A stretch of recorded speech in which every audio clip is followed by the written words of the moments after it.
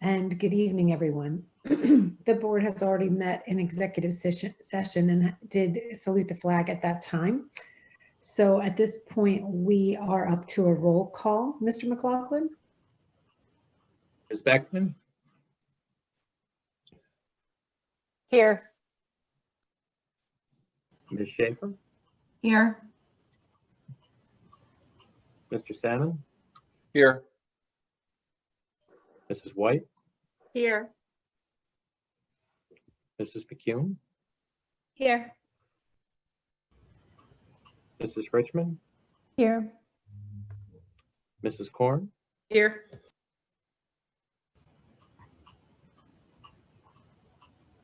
Mr. Markarian?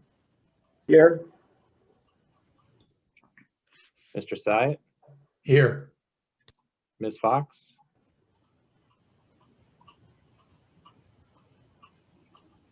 Ms. Fox? Here.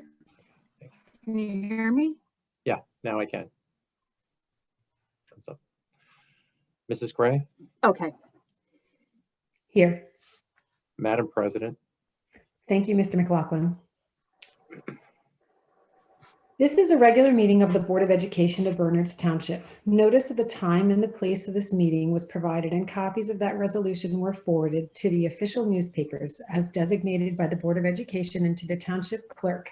And a copy of the notice was posted on the bulletin board of the Board of Education offices in accordance with the Open Public Meetings Act. Due to the public health emergency in the state of New Jersey as declared in Executive Order 103, the board will be suspending normal meeting procedures this evening and conducting a virtual meeting. Directions for accessing the virtual public meeting were posted on the district website, www.bernardsboe.com. These same directions were posted at all our intended but unavailable meeting location.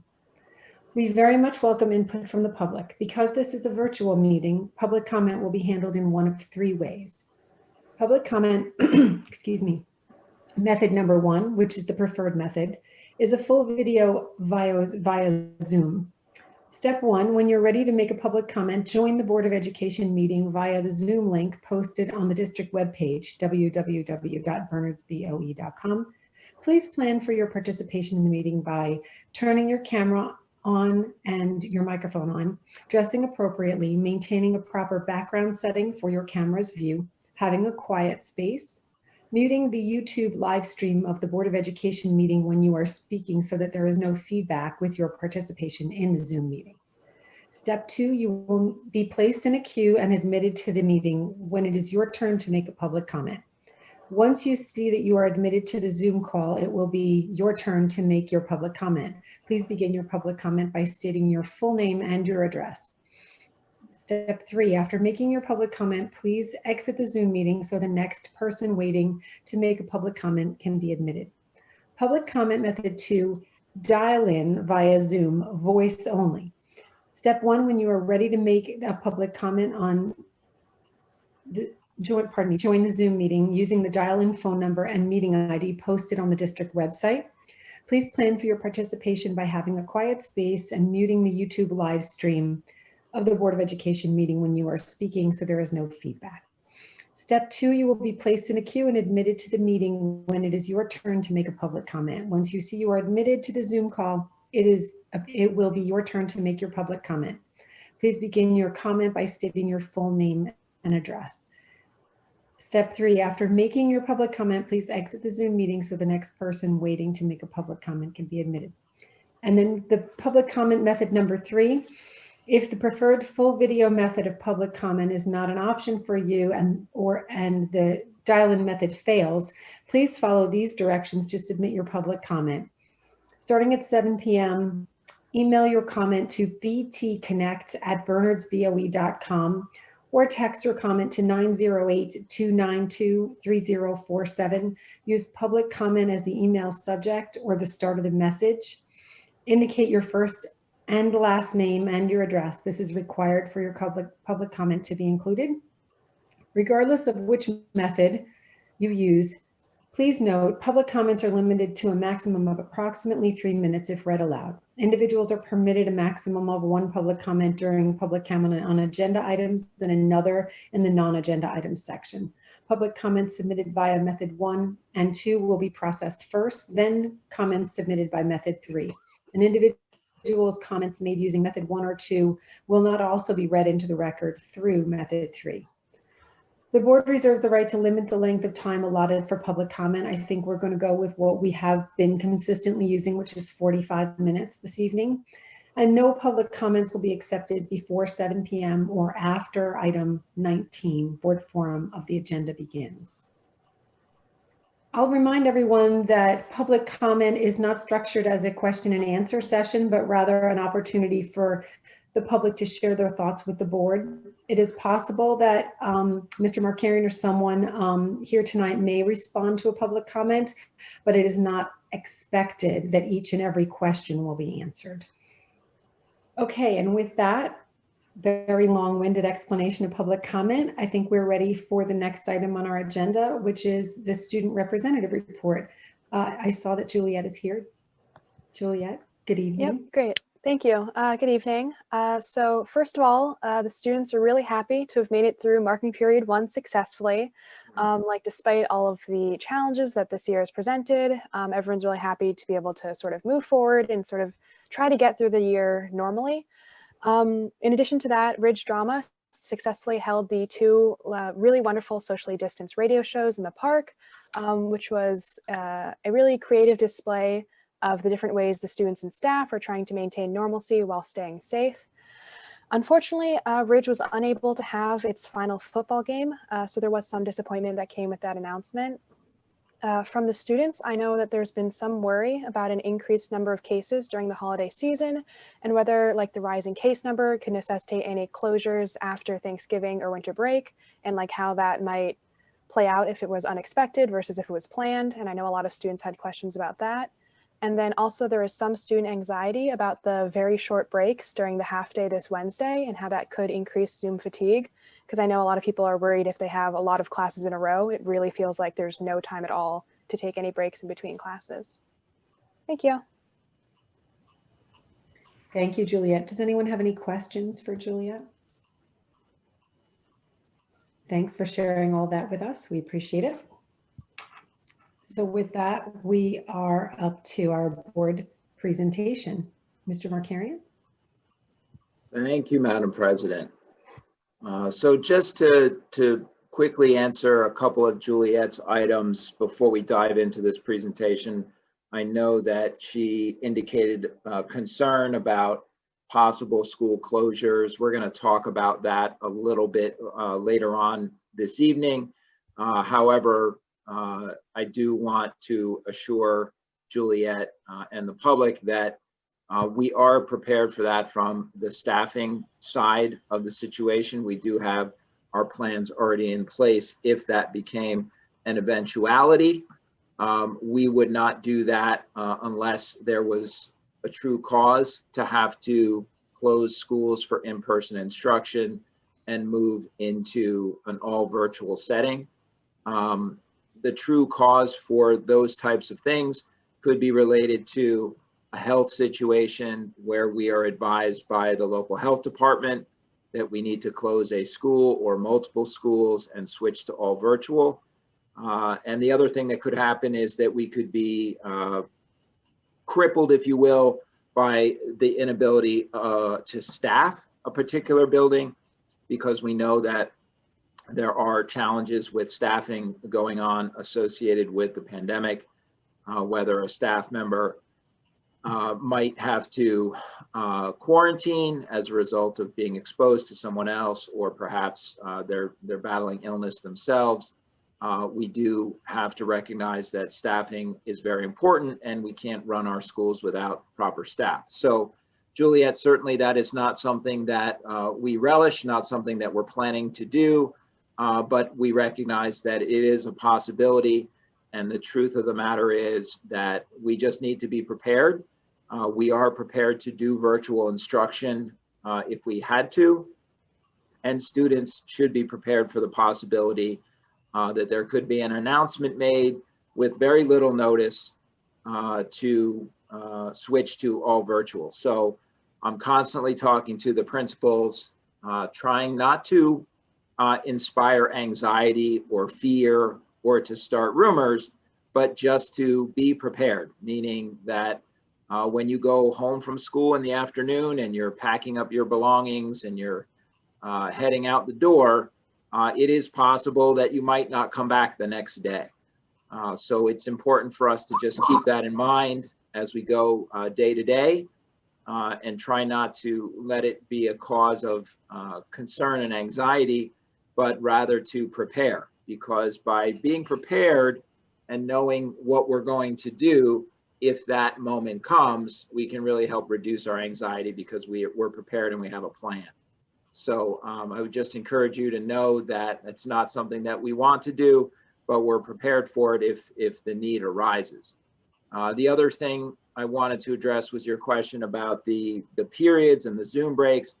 I do appreciate that the day before the Thanksgiving period there is rather short, and it has actually been reduced in time from the usual dismissal. I think Ridge has a special schedule on Wednesdays that ends around 1:50, if I recall correctly. But for this coming Wednesday, the classes are only scheduled until 12:05. So it might be a little busy with seeing all your classes, but remember that the school day itself is going to end at 12:05 instead of 1:50. So hopefully people will have the endurance to make it until 12:05 for Wednesday. So I hope that answers your questions, Juliet. And with that, I just want to speak to the presentation for tonight, trying to keep things concise but to the point.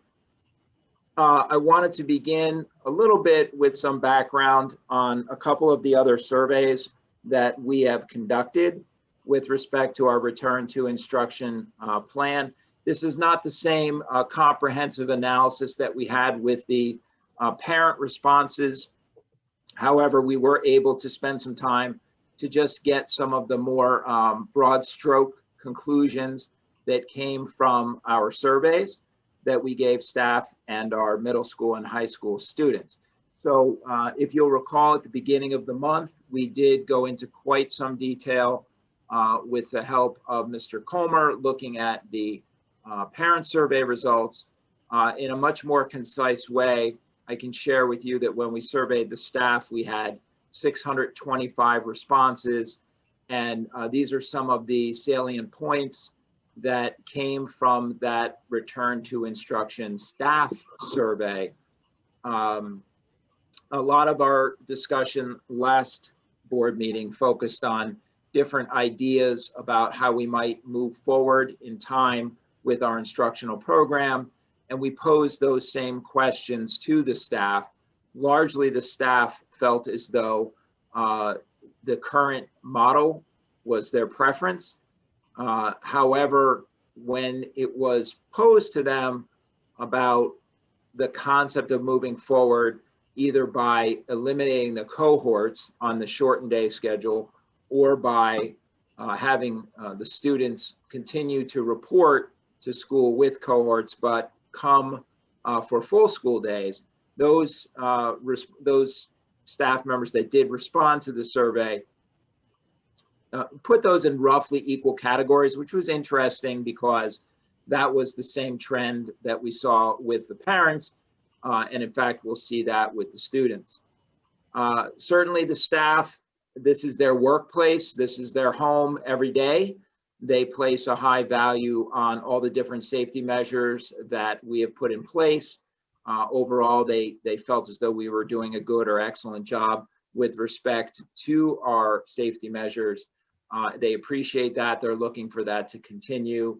Social distancing, small groups of students, all the PPE measures that we put into place and the practices that we're using, cleaning procedures and so on. There was a lot of support for that and appreciation for that. And it's being given obviously a high priority in all of our minds, as well as the minds of those folks that responded to the survey. Finally, the survey respondents articulated a desire for more time for collaboration with their colleagues, in particular in planning, trying to keep students in the same places in the curriculum across elementary schools, for example, needing that cross-town curriculum planning time and professional development time. So that was something that was another common theme in the survey results for staff. With respect to the students at Ridge and Annan, we did not ask our elementary students to conceive of survey responses for the return to instruction program, but we had many of our middle and high school students who responded, over 2,000 student responses. The students broke down as follows, not much differently than we know the reality is, but the respondents, 62% of the respondents were in blended learning and 37% in the virtual and 1% in the daily program. For the respondents, again, this is not all students, these are just the students that responded to the survey. 67% of the students reported having a good or excellent experience with the current program, 28% indicated fair and 5% poor. Most of the students felt that the safety efforts have been good or excellent. 53% of the students suggested staying with the current learning program when thinking about the future and what they might like to see happen. Some students did think that going with the cohorts, but full days instead of abbreviated days would be good to move to going forward, 22% of them. And 21% of respondents supported the idea of eliminating the cohorts, coming to school every day, but dismissing early.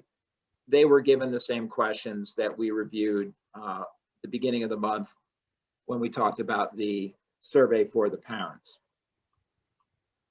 The students were also asked a couple questions about, yes. Pardon me, and I'm sorry, I think I'm creating feedback. I think, or at least I thought maybe you were attempting to screen share. I'm not seeing it. I'm glad somebody said something. Okay, I wasn't sure. And then when I went back and looked at what we had, I just thought maybe it didn't work. Let me try again. My apologies for the interruption, but I No, think I'm very glad you interrupted. Are you seeing it now? No. And we see your background. Hang on a second. Thanks for letting me know. I'll try one more time.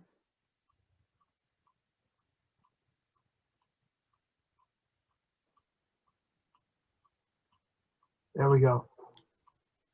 much better. Thank you. Okay. So, since no one told me, we're going to start over and everyone has to listen to all of that again. I'm kidding. It was a joke. Okay. So this was the first slide. Is everyone seeing a title slide? Yep. Yes. Thank you. Okay, great. So we covered the survey results for the staff, and we were just getting through the survey results for the students. 78.4% of respondents found it easy or very easy to find what they need for learning in Google. And 91% of the student respondents found that it was easy or very easy to find Zoom invites. So generally speaking, we were pleased to see that in terms of accessibility, most of the students were able to access the learning through Google and their Zoom invites, keeping in mind that this was just the Ridge and Annan students. And not all of them, of course, but just the 2,180 who did respond to the survey. Okay, phase 2, learning program changes. So obviously there's been quite a bit shared over the last few weeks with respect to our current learning program, ideas about moving the learning program forward. Obviously, all the open-ended comments that we talked about at the last Board of Education meeting with respect to the parent survey. And what we had said was that we were going to take a look at all of that in conjunction with what the staff and the students had to say and propose some learning program changes.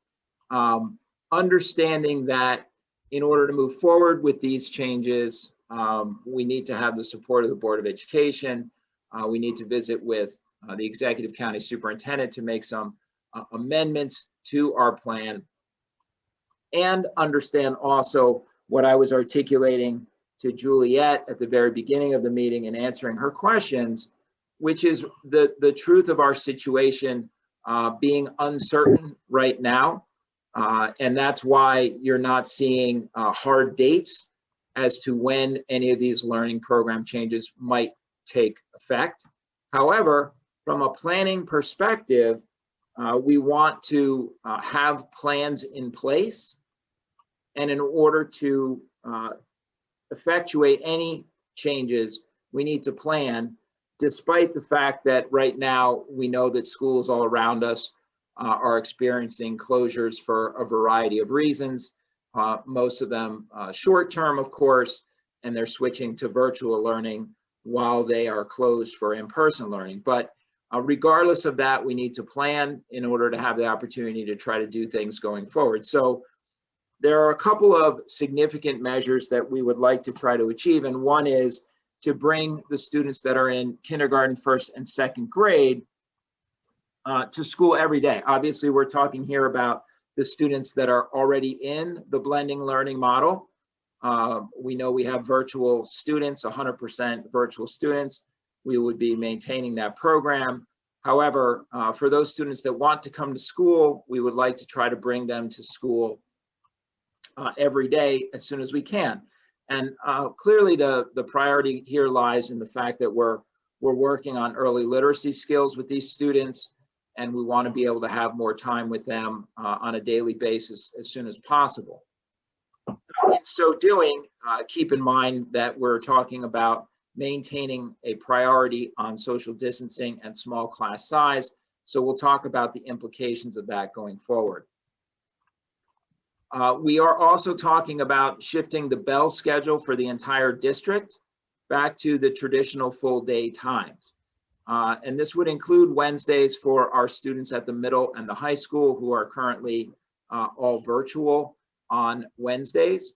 We would get all of the students back to our traditional schedule with respect to dismissal times. So our starting times and our dismissal times, we would get those back to where they typically have been in our traditional school setting. However, we would maintain the cohorting system for the blended learning model. So in terms of the smaller class size and the social distancing and the numbers of students in the building at any one time, that wouldn't change because we would still have the A day and the B day cohorts.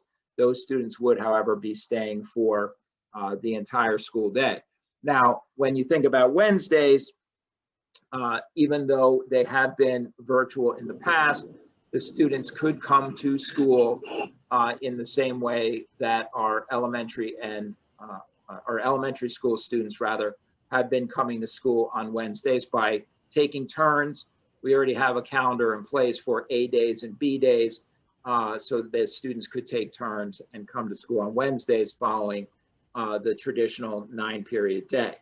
Certainly that has implications for lunch and feeding students that we can talk about moving forward. But these two items would be the significant amendments to the learning plan, having the K1-2 students coming in daily and having the rest of the students coming to school on the cohort system for full school days. If we are able to achieve one before the other, then the students in grades K1-2 would still follow the same time schedule as the rest of the district. We'd always keep the entire district on the same time schedule. As long as we're having abbreviated days, all the students will have abbreviated days. Even if we're able to bring K1 and 2 students in daily, they would be on abbreviated days if the rest of the district is still on abbreviated days. If we don't bring in students in kindergarten, first and second grade daily prior to the time we're able to shift to full days, that wouldn't happen at all. They would just come in every day and be here for the full school day. Moving beyond just those changes to the instructional program, we're also sensitive to the issue of our before and after care program and wanting to be able to provide that we would like to be able to do that for the students that are coming to school. So once we get to the point in time where students are coming to school for the full day, then we can look at having them have services before and after school, just on the days that they are reporting to school for instruction. Meanwhile, we will be continuing the 100% all virtual program for all the students that want to continue to be 100% virtual. Okay, and I can't emphasize enough, these are estimates at when we'd like to try to make these shifts. We cannot just randomly do so. We need to make sure that we are prepared to do so, and that we have the staff to do so, and that the health conditions suggest that it's going to be safe to do so. Looking ahead, obviously beyond January and February, trying to be optimistic that perhaps by some point after February, we can start looking to see if we may be able to bring any grade levels besides K1 and 2 into school every day. Obviously, that means that we give up on the cohorts at some point in time so that students can come to school every day instead of just on A days and B days. That may be overly optimistic. I don't know. We'll have to see how things go. But obviously, I'm here to get our students in the school. And I certainly hope to be able to do that moving forward, conditions permitting. So some pros and cons to these program changes. Obviously, the big thing is getting students into school for more instructional time with their teachers, and in particular to place a premium on trying to achieve that the most with our K1-2 students. But at the same time, recognizing the priority that came through really in both the staff survey as well as the parent survey, this priority to maintain our safety measures, maintain our small class sizes, and recognize that the social distancing and the other safety procedures are a priority for people, as really they should be. In terms of the cons to taking these steps, there are some things such as potentially using more spaces and having less opportunity to clean spaces, especially as we try to expand the amount of time that we're in school. The classrooms are empty less. More cleaning needs to take place at different times. If we lengthen the school day, students have to manage and staff have to manage with all the restrictions that are being placed on them for a full school day, such as masks, instead of a shortened school day. Obviously, people are going to be around one another for longer periods of time, even if we don't increase the total number of students and staff in a particular building, they would still be together for the whole day instead of an abbreviated day. And a full day involves needing to eat in school. And of course, students are eating in school. We have our elementary school students, they have snack time. So we have to manage that environment. And if we're going to be there the whole day, we'll have to manage a lunch environment for the students. Clearly, it's no small thing that we would be shifting schedules at some point in time. That has obviously a huge ripple effect across the community, across the staff and students, to be coming to school on a different bell schedule, or perhaps coming on days that they weren't coming before. So we have to recognize that's a big shift. Class sizes could increase K1 and 2. We are looking at maintaining approximately 15 as a maximum class size as we try to work with K1-2 coming to school on a daily basis. And if we are going to do that, that means that we would need more staff. If we bring students to school every day, we cannot work with a class size of 15 unless we have more staff to assign students to teachers. And that means that some students are going to have new teachers. We can't bring in a teacher for a particular grade level without assigning them to some students, and that means some students could conceivably, well, definitely would have a new teacher. So there are trade-offs, obviously, in being able to have students come back to school every day if you're still also going to maintain a low class size. So, and there's certainly cost to that. There's cost to hiring staff, even if it's for a half of a school year. It's not a small thing to add staff members to try to create these small class sizes for the balance of the year. And there's a challenge, of course, in even obtaining staff. Right now, it's very difficult to find teachers with particular certifications to work with students. So there's a lot of obstacles to overcome in trying to make these shifts. Some of them are simply staffing based. We also recognize that as we contemplate making these shifts and bringing students back to school and look ahead to some of the details of what the spring could hold with testing, technology and devices for students becomes an issue as well. So I got into this a little bit ahead of myself earlier on some of the slides, but the implications for these suggestions to our return to instruction plan and these amendments, if you will, they can't happen in a blink. And that's why, even though we see alarming trends in statistics right now, if we want to have this possibility to make a shift at some point in the future, despite that, we need to put this work in now. We would, in terms of the K-1-2 shift, we need to talk to those families and verify, would you want to do this? If we manage class size at approximately 15, would you be interested in having your child come to school every day if we can get everything else to work in terms of the staffing? And we would want to make sure, if they wish to stay in the virtual program, that they reiterate that selection.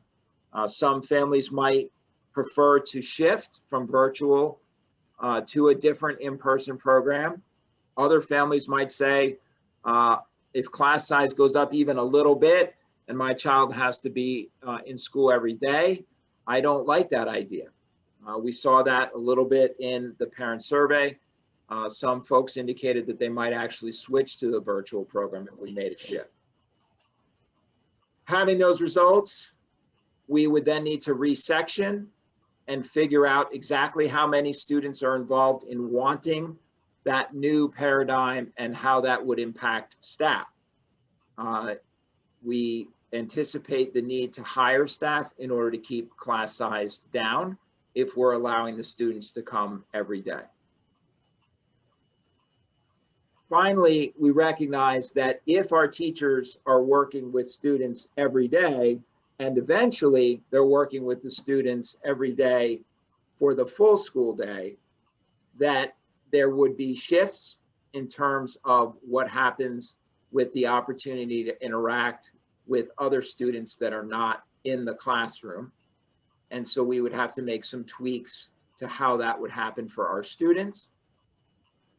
And beyond K-1-2, we recognize that extending the bell schedule for all of the grades means planning for lunch periods, which I mentioned earlier. We have to reschedule our buses and issue new bus passes in our traditional bell schedule. As our families know right now, the bus passes that were issued in the fall were set up with these abbreviated schedules with times of dismissal between 12 and 12:05 and 1 o'clock, depending on the level of the school. We have to take a look at what the technology implications are going into the spring. And finally, if we're able to get before and after care running again, there's quite a bit of legwork that goes on behind the scenes to take care of the enrollment and the staffing for those programs. So all of these shifts obviously involve quite a bit of work and they take time, which is why I was saying that despite what it looks like right now, we would need to start working on this in order to have an opportunity to implement it in a month to 2 months.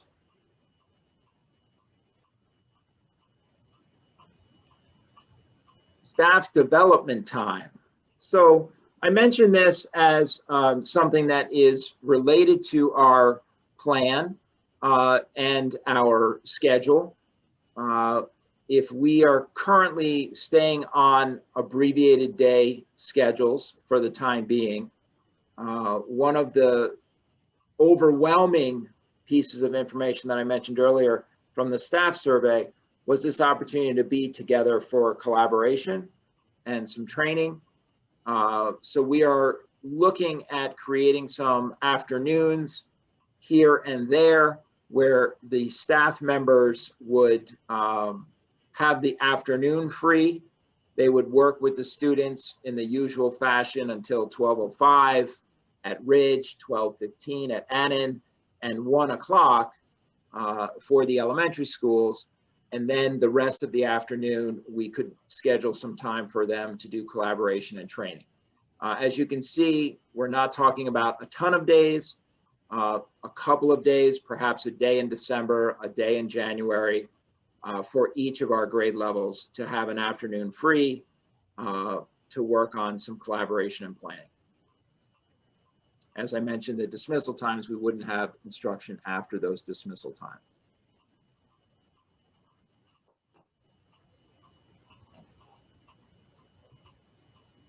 So I was talking about the fact that we are seeing spiking with respect to our data. No surprise, I'm sure everyone is well aware of that.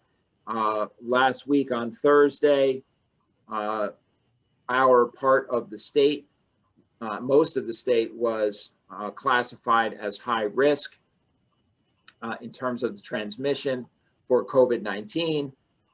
And that has created more challenges. Simply having the volume of cases around the state does generate for us staffing problems. Even if we don't have transmission in the schools, and we're pleased to say that we're not seeing that as an issue, we do have many staff members who are impacted, just like families are impacted. It could be a spouse, it could be a child in the family who is experiencing COVID-19, and the family members have to quarantine.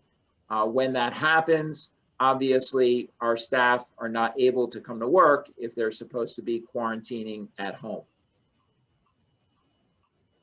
We see that although we don't see transmission in the school, activities outside of school seem to be a challenging area.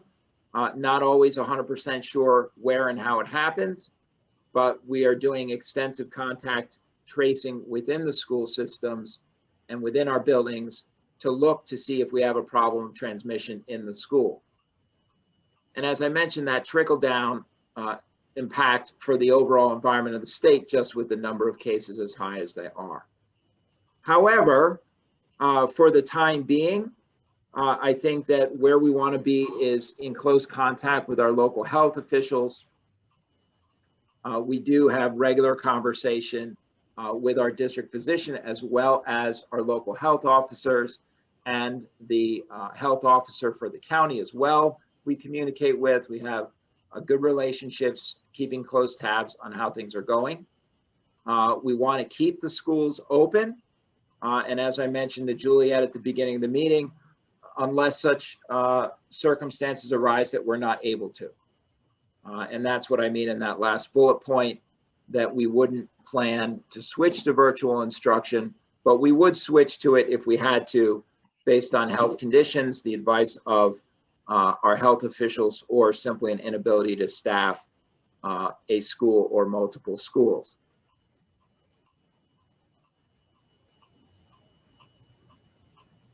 So in order to just kind of wrap up our thought process for tonight, I did ask Rita Zarabera, our nursing coordinator, to be here this evening, and for our district physician, Dr. Matthew Spiesler, to be here as well. I asked if they could just help the community understand a little bit of what we are seeing within the school systems, some of the challenges that we're dealing with, and some of the communication that they would like to share with the community relative to the work that they're doing to try to help us stay open, and how families can help us try to do that. So Dr. Spiesler, maybe you'd like to take a whack first and just share a little bit about what you're seeing going on with our current pandemic, and anything that you would want to share with families on this topic. Sure, thanks, Nick.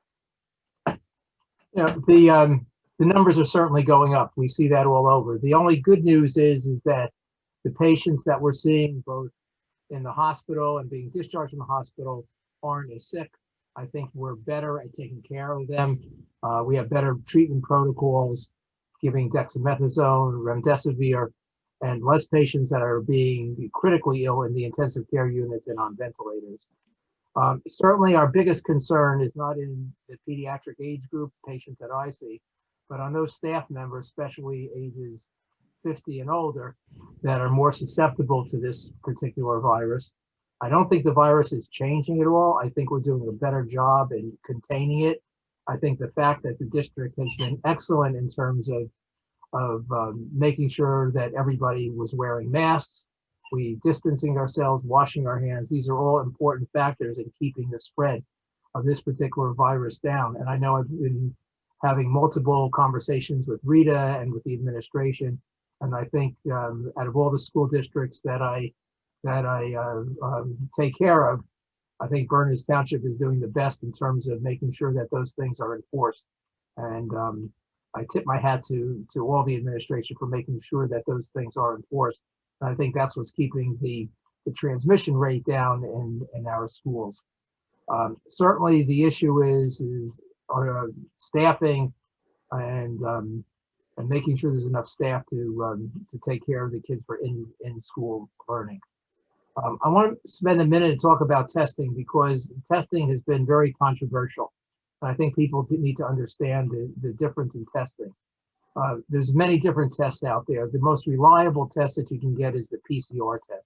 And the PCR test is a test that takes about 48 hours. The rapid tests have a notoriously false negative, and we're very concerned about that. The CDC says that people should be tested are those that have had documented contact with the COVID-19 virus, people that are already infected, or people that develop symptoms. When you listen to the radio or the TV, they're saying everybody should be tested, you should be testing often. I think that's what causes all these lines, and I think it causes a lot of undue stress among parents and students when we start asking them to do these tests. The testing is based on viral load. So if you test too soon, you're going to get a false negative. So the viral load has to be significant enough for the test to be able to pick it up. And a lot of times what will happen is that as soon as the test is done, it takes a lag time of 48 hours. By that time, you've been in touch with a whole bunch of other people. And this is the challenge of contact tracing. But I think the plan that you put forward, Nick, is certainly reasonable. I think we need to be vigilant. We need to observe what's going on. I know the districts around in Somerset County, as my office is in Somerset County, a lot of them are closing, going to 100% virtual learning. I think that's appropriate for certain districts, but if we can keep the numbers down and we can keep students in school, it's probably a reasonable thing to do. With the idea is that we certainly can pull the plug on that at any one given time if the numbers certainly go up. I appreciate you inviting me to the meeting this evening. I appreciate Rita's work here. Rita's been great. She calls me, we text each other, we put our heads together to try to come with the best possible plan. I deal with all the nurses in the district, and they are wonderful. And I think you have a real good group of people here that are directing the health and well-being of both the staff and the students. And I look forward to continue working with you and consulting when the need exists should things change. The last thing I wanted to just mention about is the vaccine, because everybody thinks this vaccine is going to be the end-all, cure-all, be-all. And there's a whole bunch of different vaccines that are on the horizon. Some of them need special handling, including the Pfizer vaccine, which needs to be stored at -94 degrees centigrade, which is almost impossible to be stored any place. The other vaccines are a little bit easier to store. But in order to have a general dissemination of this vaccine, it's going to take time. And I think we need to continue our vigilance and not rely on the vaccine to stop the spread of this thing. I think people really need to do the 3 W's. As former CDC Director Tom Frieden said, we need to wear a mask, watch your distance, and wash your hands. And my corollary to that is keep your hands away from your face. As long as you're doing those 3 things, I think you're going to keep the transmission rate down. And we're careful, and we continue to be vigilant and make sure that we're enforcing the rules and adapt to change as they occur, and watching what's going on in the surrounding areas. So thanks so much. Thanks, Dr. Spiesler. Appreciate that. Rita, I know you wanted to share as well. I appreciate your being here. And then when you're done, maybe we can allow the board members to ask any other questions that they have about anything that was shared on these slides. Rita, I am going to attempt to share screen again here just so I can get your bullet points up there. And you should be good to go ahead and cover them now. Okay, thank you. So I did want to go over a few things. The first thing I did want to mention again was that we did receive updated guidance last week on Thursday from the New Jersey Department of Health. And as Nick mentioned, the first thing that we learned was that we have been moved to the high risk category. So that changes things a little bit about, how we do things. So in that guidance, I'd just like to highlight some of the changes so that you're all familiar with some of the things that are changing. Probably the most significant is that they're stating now that any household member of someone who is being evaluated for COVID, so if someone's being medically evaluated or went for a test, those household members should be quarantining until the test result comes back. So that means if a student or staff member has a family member that's being tested or waiting to see a doctor because they have COVID symptoms, they can't come into the building. And we actually have been doing that. To be honest, it's one of the things that we saw over the last 3 or 4 weeks. So about 3 weeks ago, we made a decision to do that. And I think that's one of the things that has kept COVID out of our schools. The other thing that is new is the definition for close contact. The CDC a few weeks ago changed the definition. And so a close contact now is defined as someone who has been in close contact, meaning 6 feet or less, for a cumulative total of 15 minutes over a 24-hour period. So we have changed our screening forms to reflect that change. The other thing that they're telling us is that we should ask anyone who has symptoms or has tested positive about any potential exposure and ask about anyone else, students or staff, that they might have been in contact with. Again, we've been doing that. All the nurses do that. We've done it since we came back to school. So it's nothing new for us, but it is in the new guidance.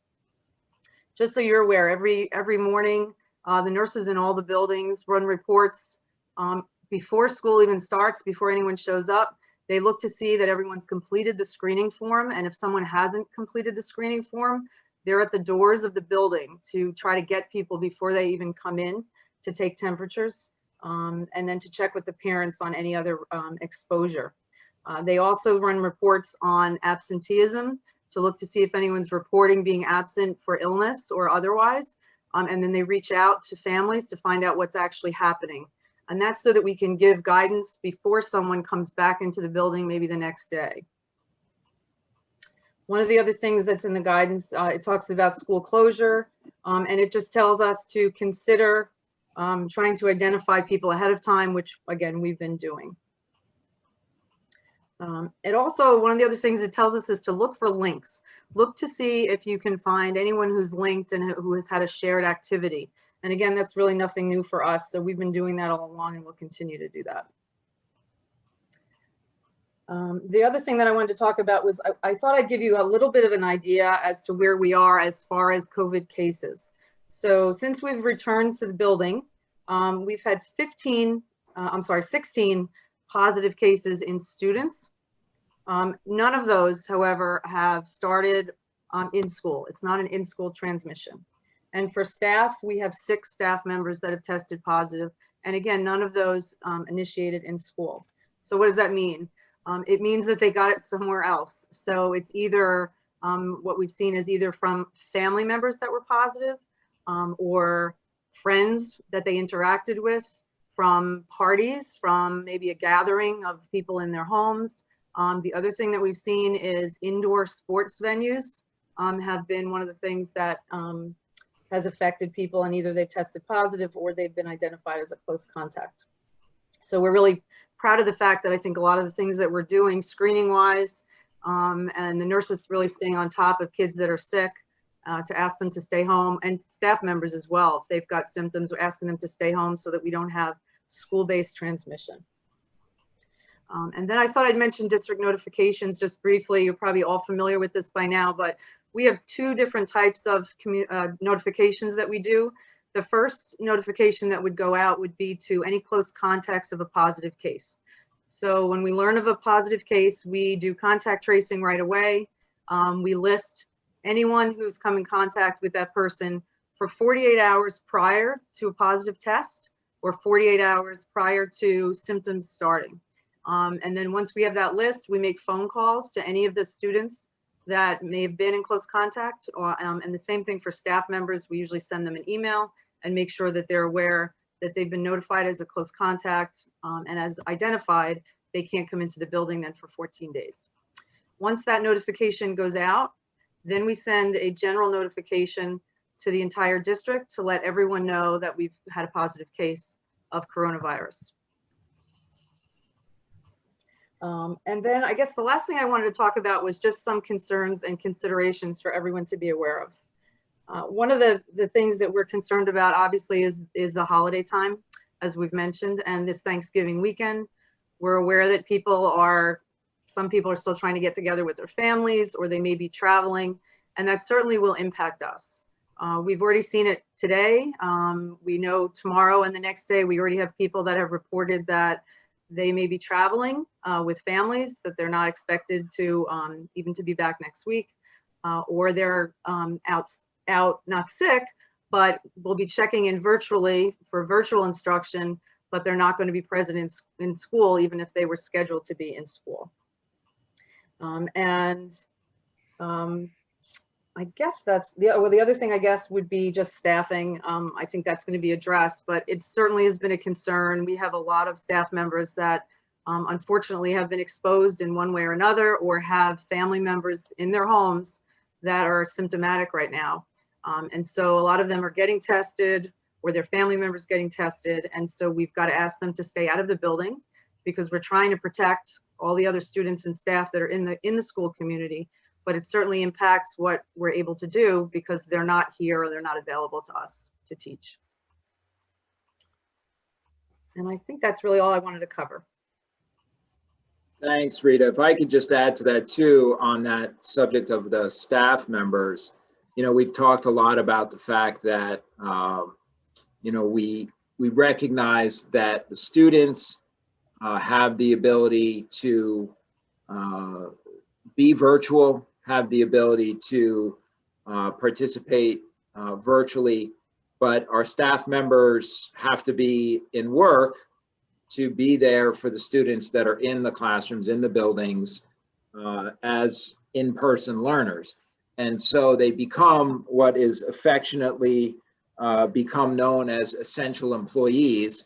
And sometimes we essentially have to have our employees come to work to be with the students. Otherwise, there's no one else to be with the classes.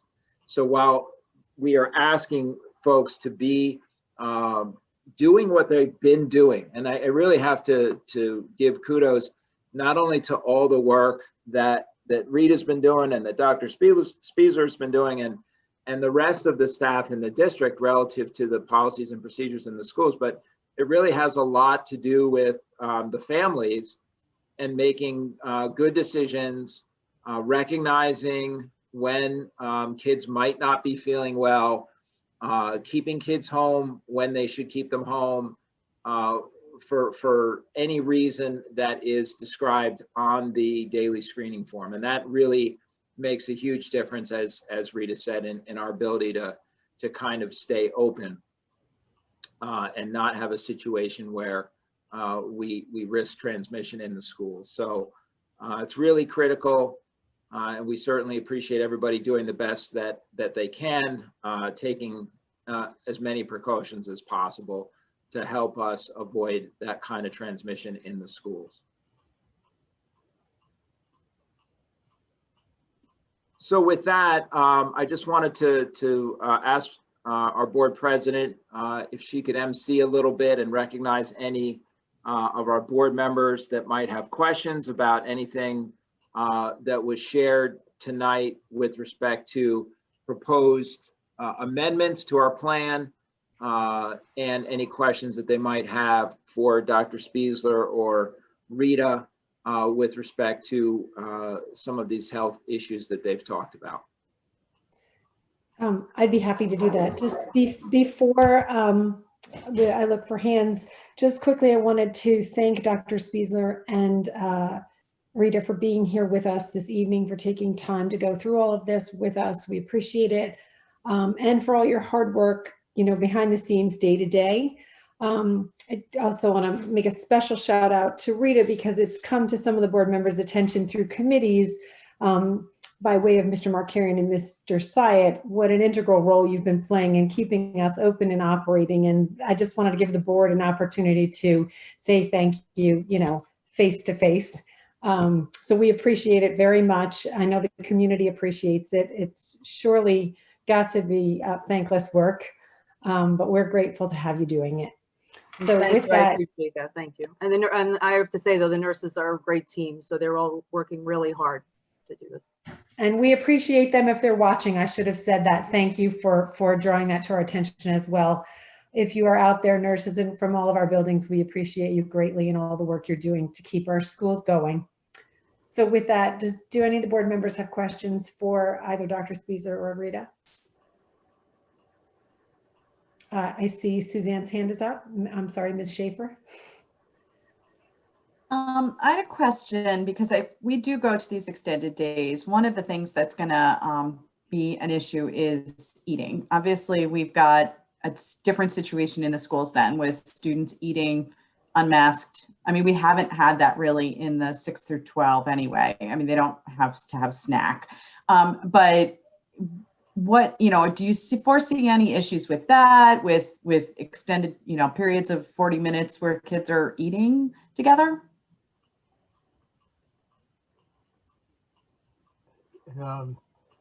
Let me respond. Eating has always been a question in terms of transmission. What we've been doing in the hospitals is even though obviously you can't eat with a mask on, we've been trying to distance everybody. So even in the doctor's lounge, the chairs are put 6 feet apart. If people are asked to maintain that 6-foot distance, and also the minimal amount of time that's necessary to eat and then go back to what you're doing. So I think again, we have to look at the exposure time, and you have to look at the distance, and you have to take all those things into consideration. I mean, the fact that we're doing a good job in screening students, or we're screening staff as they come in, I think we minimize to a certain extent the degree of possible transmission of this thing. But I still think we can't let our guard down. We still you have to distance people, and you have to have a finite short period of time for eating, whatever it is. You can't be sitting around and eating for an hour and a half. That just increases the risk of transmission of this thing. So I think as long as you're maintaining the distance and you minimize the time for eating, and the other thing is the people passing around food. That's the worst thing in the world. Kids pass around food and staff pass around food. That people need to be watching. Everybody brings their own food. Everybody throws their own food away. And certainly there should be a way of washing their hands or hand sanitizer before they're eating and afterwards also. And I think, most of those things we have in place, but I think we need to be cognizant of all those things. So I hope that helps. Any other questions? Oh, Juliet has the question, I see. I'm not sure. Am I allowed to make a comment at this point? Okay. Just from student feedback during this meeting, I've heard a lot of people talking about a lot of genuine concerns about an extension of the full schedule for school days. Because like if the administration was to lengthen the school day while maintaining the hybrid structure, students would still be spending a significant part of the week at home, with some still entirely at home. And there's concern about the increase in the mandatory screen time, which is a lot more draining than the in-person classes. The Zoom fatigue, eye strain, and heavy internet use have been lessened by the modified schedules, but a return to full days while still being limited to virtual school would worsen all of these issues. But of course, we do acknowledge the benefits of more class time, but we were wondering, like, is there a reason why we would extend the school day before we could bring more people back? Because I know that if we were to extend the day without bringing people back, it's just a lot more hours where we would have to be on the screen attending class virtually. Thanks, Juliet. I think the main thing with respect to the two options that we've talked about is really looking at how many people are in the school at the same time. So if you uncohort students and you bring in A and B day students together, obviously that's going to double the number of in-person students in classrooms at any given point in time, and it's going to make social distancing within every single classroom more difficult. So while you would get more time for instruction because you'd be coming every day instead of on your A and B cohort days, you'd also be taking a big leap far and away from the social distancing that we've been able to accomplish now. And the longer school day, certainly we have talked about the very issue that you just articulated, but when we look at transitioning to more time for students and more time for teachers to connect for instruction, of the two choices, the one that's a longer day with the cohorts seems like the safer intermediate measure than keeping abbreviated days, but bringing twice as many people into the space at the same time. So that's the reason. Any other questions? Mr. Salmon. This question is for Sean. So if we bring back any of the grades for longer days or more time, we need more staff. So like for the K through 2 example, just to get those 3 grades in, or any one of those grades in, we need more staff. So maybe you could just talk about like where these teachers are coming from, like mid-year hiring, I'm assuming is always maybe difficult, but are these kind of like new, like winter graduates of college? Are they teachers coming out of retirement? Are they permanent substitutes? Like where are we sourcing this staff, and what type of quality candidate are we getting at this time of the year? Yeah, we talked about this actually in personnel a little bit, just to give folks an idea of where we might be pulling candidates from. So, when we've already posted the position because we're anticipating trying to make this move, as Mr. Markarian talked about, hopefully at some point early next year, being able to bring the students back for more time. And there's really 3 places that we would be looking. I mean, one is the traditional applicant pool. We post the position and we recruit and we pull in applicants from folks, who live in the state. We put it on AppleTrack, those folks are applying. And I can tell you that at this time of year, I think I mentioned this in personnel, for a K-5 position, you normally have quite a few candidates. We don't nearly have the volume of candidates at this time of year. If it weren't COVID or in the middle of a pandemic, we'd have a lot more candidates. So that's one place. The other place is you reach out to colleges. And that's something that we have done and will continue to do. Even one of the board members was kind enough to put me in touch with a college in the state to try to make some connections to recruit candidates. The problem is I have to get in line because most HR directors are doing the same thing. And then, the last thing is that I try to put out specific help wanted requests, if you will, on various personnel boards where I'm a member of, various director boards around the state, assistant superintendent boards for personnel to try to recruit folks. And it's just a very, very, very small number of candidates that graduate in January, December, January. So you're probably going to get a combination, Tim, of new graduates, folks that couldn't find jobs in the fall, and some retirees. But I will tell you that there's probably not going to be a lot of retirees that are going to come back just because there'll be concerns about their own health and well-being. So I don't typically see that. I don't expect to see that. I can tell you that we have 33 candidates right now for the positions that we posted for. That's a very low number. And just a quick scan of those, it's just not the typical type of applicant pool we would normally see in a given year. It's going to be a challenge. Can we do it? Yes. I think we'll be able to manage it, but it's definitely going to take time to be able to try to find the best candidates in the middle of this pandemic, when everyone else is also trying to keep class sizes low and pulling from the same applicant pools. But that's the gist of it, Tim. So the follow-up question is it your sense that, or maybe your actual knowledge that literally every other district in our county, maybe, region is doing the same thing? Like every school is looking for more teachers at every level? Well, I know that when we posted, we put an ad, believe it or not, folks still look at the newspapers. We typically will do ads. And, I can tell you that the folks at the newspaper even told us that this is a very busy time for them. Lots of districts are putting ads online, putting ads in the paper, because they're doing the same thing, right? They're trying to keep their class sizes low. So if they have any plan to try to bring more students back and socially distance, they're going to try to bring more candidates in. So yes, we're competing. Now, the good thing is it's Berners Township, so lots of folks want to work in the district. It's a great place, but there are other great places too. So it's going to be difficult, but I'm confident we'll be able to do it. It's just going to be a lot more challenging than it's ever been. That's for sure. And coupled with the fact that there are less people going to education too. So there are just less applicants in general.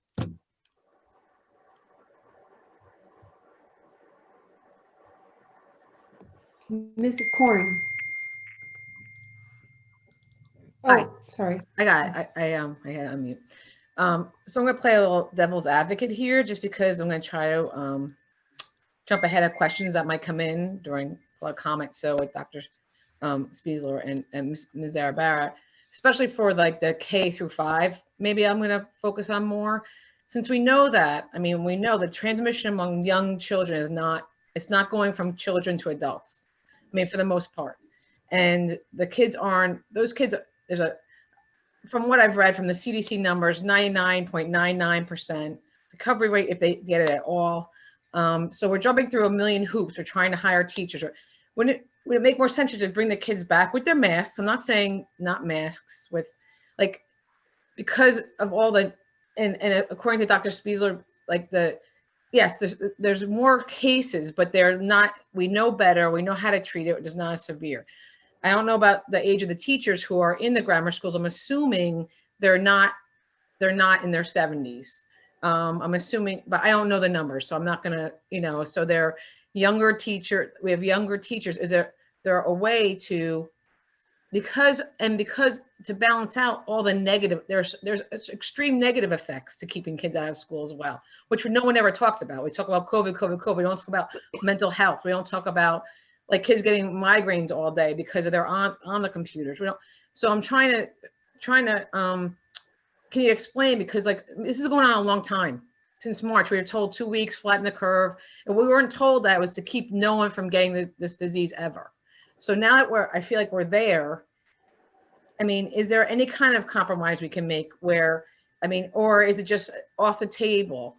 Is it, because when I read numbers that the younger kids are hurt more from being out of school than from going to school. So we're hurting them more, keeping them out of school, than the disease actually causes them. So is there, I just wanted to and I could be totally wrong. So good, tell me I'm wrong. And, but I feel like people are going to ask this question, especially with the younger ones.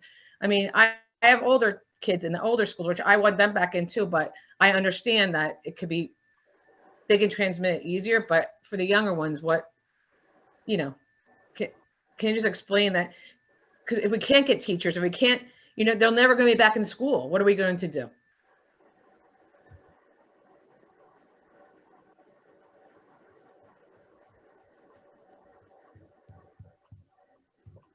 Let me just respond real quickly. First of all, I think we need to look at what Dr. Fauci says, and we need to follow the science. And I agree with you. As a pediatrician and And knowing what happens at home, we see an increased amount of child abuse. We've seen an increased amount of symptomatic children from looking at screens all day. And I agree with you that children should be back in school.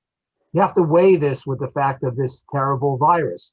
You know, if we're good about, if we had done this months ago and we had a federal mandate to everybody wear masks and keep their distance, we wouldn't be having this discussion. You know, this would all be over. So I think we need to follow the science, and we need to give this thing a little bit more time. You know, if to bring the younger kids back to school right now and not have them being socially distanced, and you see an outbreak, you're going to be in real trouble. I think you're going to be cited for all kinds of things of not following the science and bringing kids back, because there's no other district. And I'll speak as a former board member, because I sat on the Board of Ed in South Brunswick for 12 years, and 2 years I was president. I think you'll get a lot of criticism from the community. God forbid one child comes down with this multi-system syndrome disease, you're going to be in big trouble.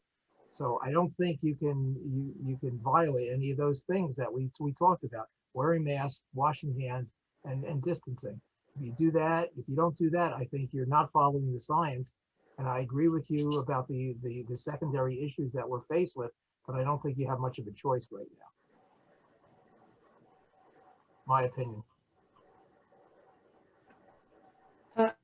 I see Rita has her hand up to add something.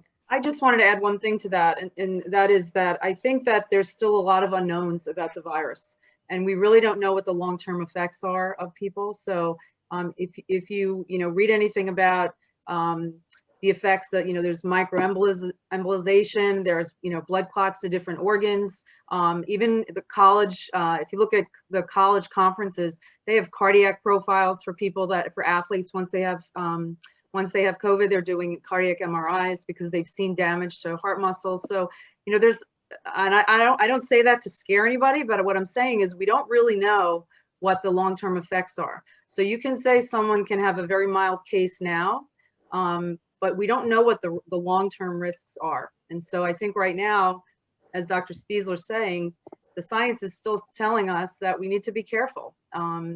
And I think we have an obligation to try to create as safe an environment as we can for students. I saw Mrs. White's hand.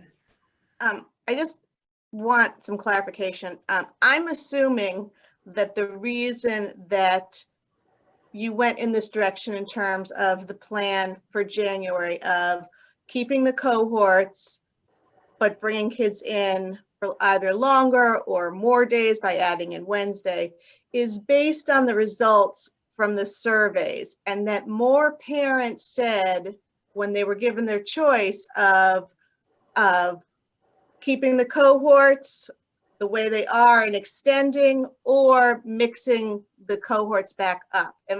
Is that correct? That was based off of the response from the parent feedback? Yeah, sorry, I was echoing. Yes, that's definitely a significant factor. So it's sort of a combination of what I was explaining to Juliet in terms of why one and not the other, because I think that one allows you to do the social distancing much better. I mean, even in the K-1-2 level, when we're talking about allowing the students to uncohort, if you will, and come together every day, we're saying if we can get the teachers to create small classes and maintain social distancing. So we're not giving up on social distancing at all. I honestly don't know that we would get support from the board or the county superintendent if we took that approach. And so we're certainly looking at all of the survey data from the staff as well as the parents to place a priority on the safety measures. And of the options that we gave the parents, yes, it's true that there was more negative response for wanting to move their child to a 100% virtual program if we eliminated cohorts and we just brought everybody together, because obviously that brings in your class size, and puts a lot more bodies in the same space.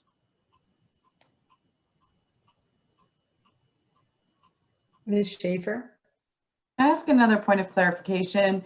Was there something on one of the slides that said we'd be switching the schedule in the 6 through 12 group to anticipate going back for longer days? Was there a point where we were going to do that, like a week before or 2 weeks before, and that we'd be switching back to the periods 1 through 9 schedule for that?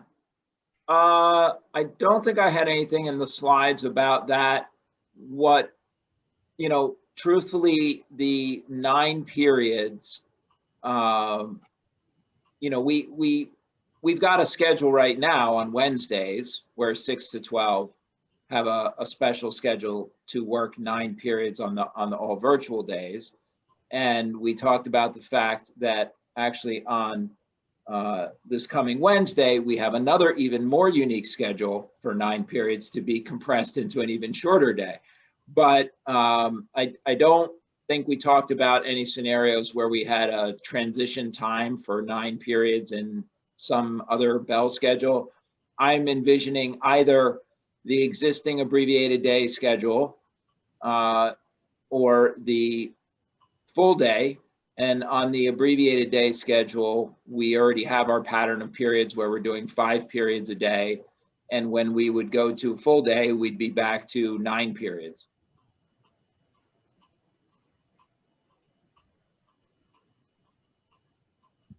Any other questions? Okay, I don't see any other questions. I guess this concludes the presentation part of the agenda.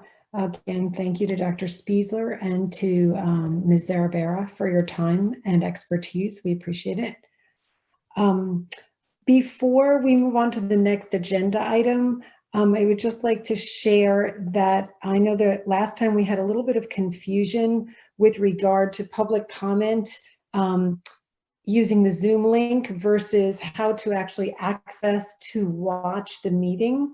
So you can access the YouTube live stream feed on the Bernards BOE website up at the top with the tab that says, or the hyperlink that says everything you need to know to tune in for tonight's meeting. And if you intend to send or reach out with a public comment, there's a Zoom link for that, which is separate and distinct for being an audience member through the live stream.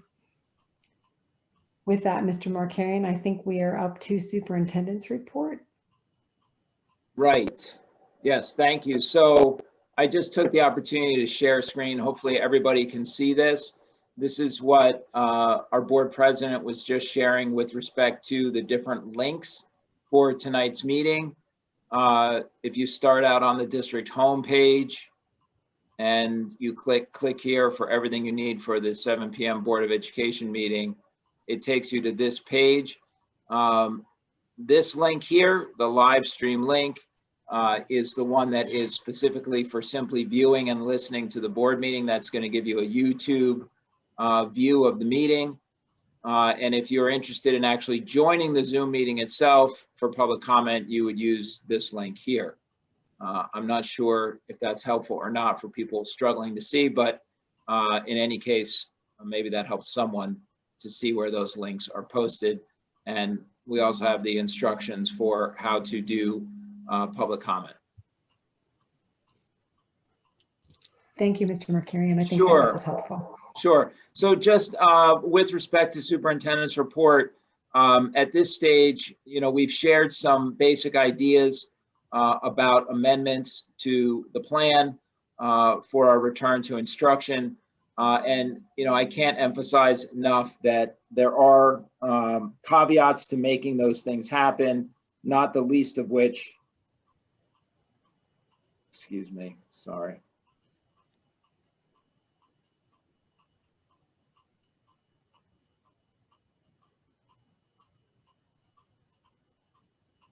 Not the least of which are the staffing issues that we described. And as Mr. Salmon noticed and pointed out, it is a challenge to obtain staff in the middle of the school year in order to create more sections of students. And so I just want to kind of get a temperature from board members in terms of whether or not you would like to see us pursuing a course of action to submit some amendments for review by the county superintendent. Even though we don't have exact dates, we certainly have strategies that we would like to move on going forward. And I'd like to know whether or not board members are interested in my moving forward and submitting these draft plans to the county superintendent for his review. A simple show of hands is, yeah, sure. So let's say we submit these amendments to the county superintendent, but there are no dates on them because we're not sure when or if we can implement them. What's the process then? Is he going to say, if they're approved, then come back when you have the dates that you're going to implement it? Or if he gives the thumbs up, then we're kind of free to do it at that point at whenever we can implement it? I wouldn't know that until I talk to him about it. I would think that if he's comfortable with the plans, he'll trust us to implement it when we're able to.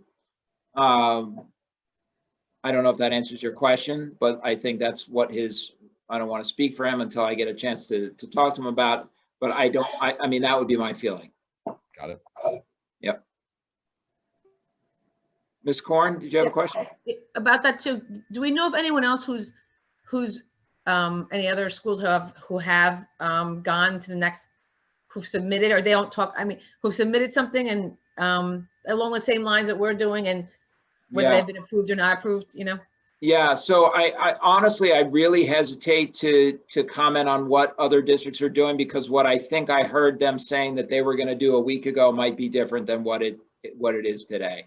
So I'm really nervous to do that. I do know that, districts are looking, everyone's always talking about ways to try to do different things that might be better for students. But I really wouldn't want to commit to what other people are doing for sure right now. It's hard to keep up with. Honestly, I call them one week and then the next week I talk to them and they're going in a different direction. I understand. Sorry.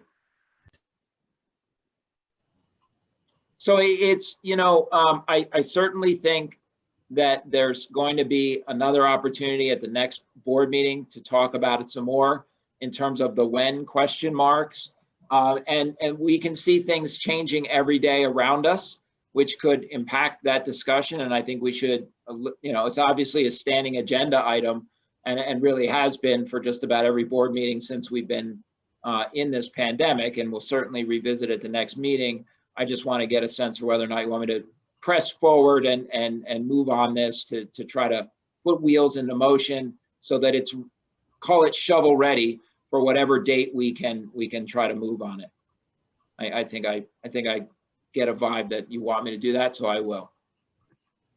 All right, thanks everybody. As far as the agenda and superintendent's report, let's jump back to that.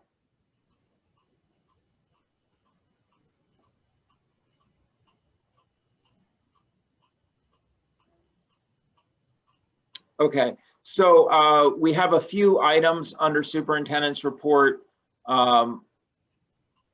We have to submit our self-assessment on HIB. This is an annual self-assessment that the schools have to do on a school-wide basis and submit it. We have our school bus evacuation drills, another standing item. Whenever the schools do them, they have to report them for board adoption. And we have 2 new clubs at Ridge High School. And then I have one item after that, after you guys have an opportunity to vote on those items.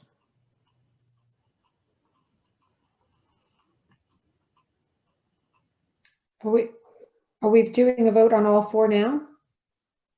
Yes, you need a motion and a second. Okay, Mr. Salmon and Mrs. Korn and Mr. McLaughlin, can we please have a roll call? Ms. Beckman, Yes. Ms. Schaefer, Yes. Mr. Salmon, Yes. Mrs. White, Yes. Mrs. Richmond, Yes. Mrs. Korn, Yes. Mrs. McCune, Yes. Mrs. Gray, Yes. Madam President. Thank you, Mr. McLaughlin. So our next item is public comment on agenda items. So I'm sorry, I just switched to the agenda screen. So we'll begin with any Zoom comments. Do we have anyone in the waiting room, Ms. Fox? Yes, we do. I'm going to let in the first one, Anisha Phillip.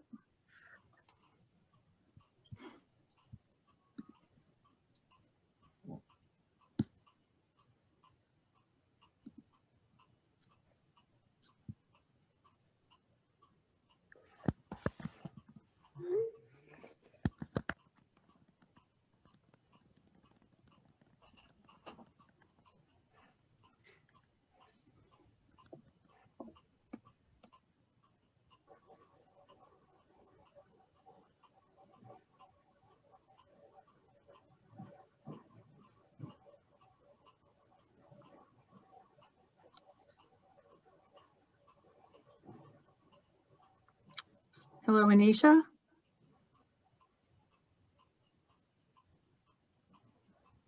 It looks like they're connected. And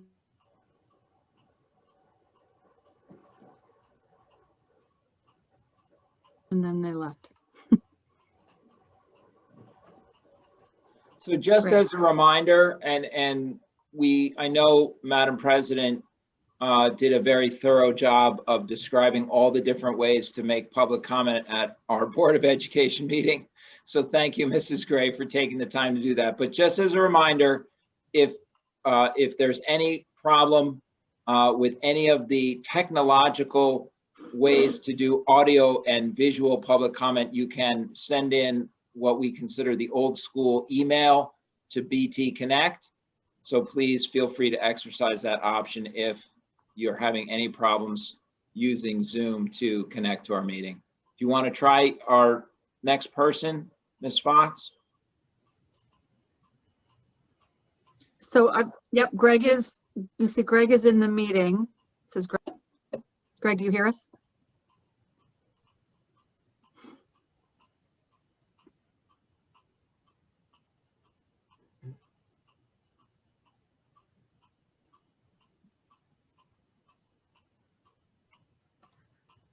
Greg, if you hear us, you're in the meeting now.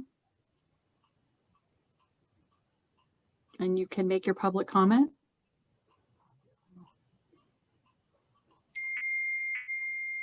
While Greg is hopefully connecting, I'm just going to jump in, and if he's with us, remind him just to mute his YouTube feed in the background so he doesn't get feedback.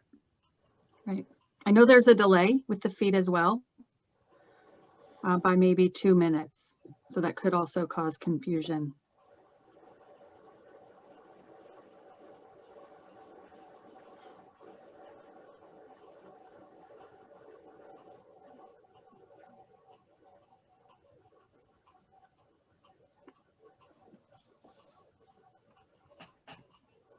I'd like to make a motion that as a tribute to the late, great Alex Trebek, we play the Jeopardy theme music while we wait for people to join the Zoom. Can I have a second? Ms. Korn? Sorry. The late, great. Oh, boy. I can see on the participant screen that it doesn't look like Greg has audio. So I'm gonna make a suggestion that you can leave Greg in there if you want, but why don't we try to add in the next person? See if we can get one candidate to work. And Ms. Fox, it seems as though you're frozen, so I'm gonna go ahead and give it a shot. He's connected. Yeah. And I could also put Greg in the waiting room. All right, one more.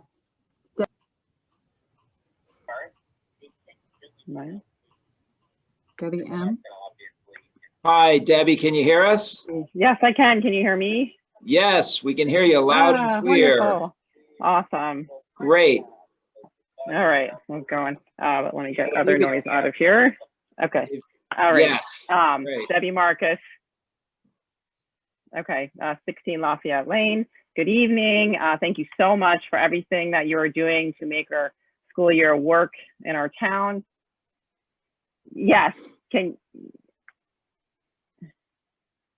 We can hear you. oh, you know what? I'm going to turn off. I realize the Zoom. Yep, you have to mute. I'm hearing myself. Yeah, you have to mute from the a minute YouTube. before. Okay. Yep, mute the Got it. YouTube. Now I got it. All right. No feedback now. All right. Thank you again for everything you're doing to make the school year work in our town and exploring options. We are game for helping the district do whatever works best for the most students. We have been talking mostly on the big scale, and I do need to point out something that's on a much smaller scale, but is somewhat timely.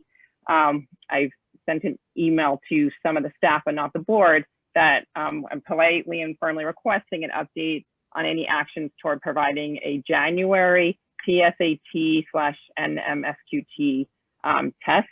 The College Board added this January administration date to provide flexibility for school districts. My daughter was unable to take the test on the day it was offered in the fall due to religious conflicts. I assume there may be other 11th graders who may have been affected for religious or COVID or other reasons. The logistics of administering the January test seem very doable because we are only talking about a small number of 11th graders who haven't already taken the PSAT and NMSQT. We are not talking about the PSAT 9, we are not talking about the PSAT 10. And there, again, are presumably most of the juniors who plan to take it have already taken it. The College Board also offers flexibility in the timing of the test during the day, because Mr. Graber pointed out that, we don't want to overlap during the school day. And so we could offer it in the afternoon, which prevents the overlapping of students. The PSAT is different than the SAT in that there aren't really other options for us to find to take a test. So we're really dependent on the school for this. And I've reached out to the guidance counselor, the principal, and the superintendent only by email for this, and some by phone since the very beginning of September, and have really gotten almost no response, just 2 somewhat generic emails. So that is why I'm now bringing it to the board, and I'm being particularly persistent on this item because my older child was partially dependent on the scholarships offered through the NMSQT program. My daughter should not be denied this option of a way of making college more affordable because of her religious conflict. More important, or timeliness, the deadline to order for the January test is December 4th. So I've been working on this since the beginning of September, but now we're kind of coming into crunch time. I'm happy to order tests and then work out logistics, but either way, some kind of action is needed logistically relatively soon, and I would be happy to work with someone to help work this out. And I hope that we can do this to benefit not just my students and any other students who were affected by the fall date. Thank you.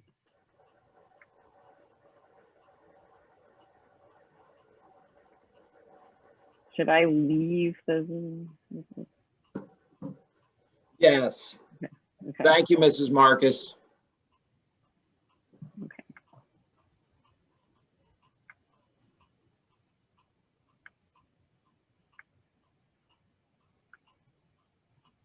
Mr. Mercarian, we have Greg still in the meeting, who I don't know if he's trying to make a comment or not, and there's no one else in the waiting room right now. Greg, can you hear us? I can see from the participant screen that Greg doesn't have audio. So I'm going to suggest that we remove Greg and ask him to send an email instead. Sorry about that. Okay, so then with that, do we have email coming in or text coming in? of We public do. comment? Yes, Okay, Mr. Slide, maybe we'll turn it over to you. sure. Okay.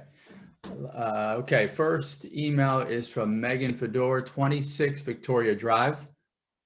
Please keep these kids in school. The cohorts and social distancing is working. I know of no school transmission. We have a great system in place where close contacts must quarantine, but everyone else can go to school. Please put our children before gyms and restaurants. How can you go out to dinner but not go to school? My kids love being in school. They are connecting with their teachers and grasping new content much better in person. Somerset County's COVID numbers are better than most of the state. All right, next email is from Allison Galusha, 80 Shannon Hill Road. Dear board members, I recently read the statement from Mr. Markarian that states there are no transmission issues at the schools, but we are unable to keep our schools staffed and that we would need to watch current health conditions in order to make a determination whether to keep the schools open.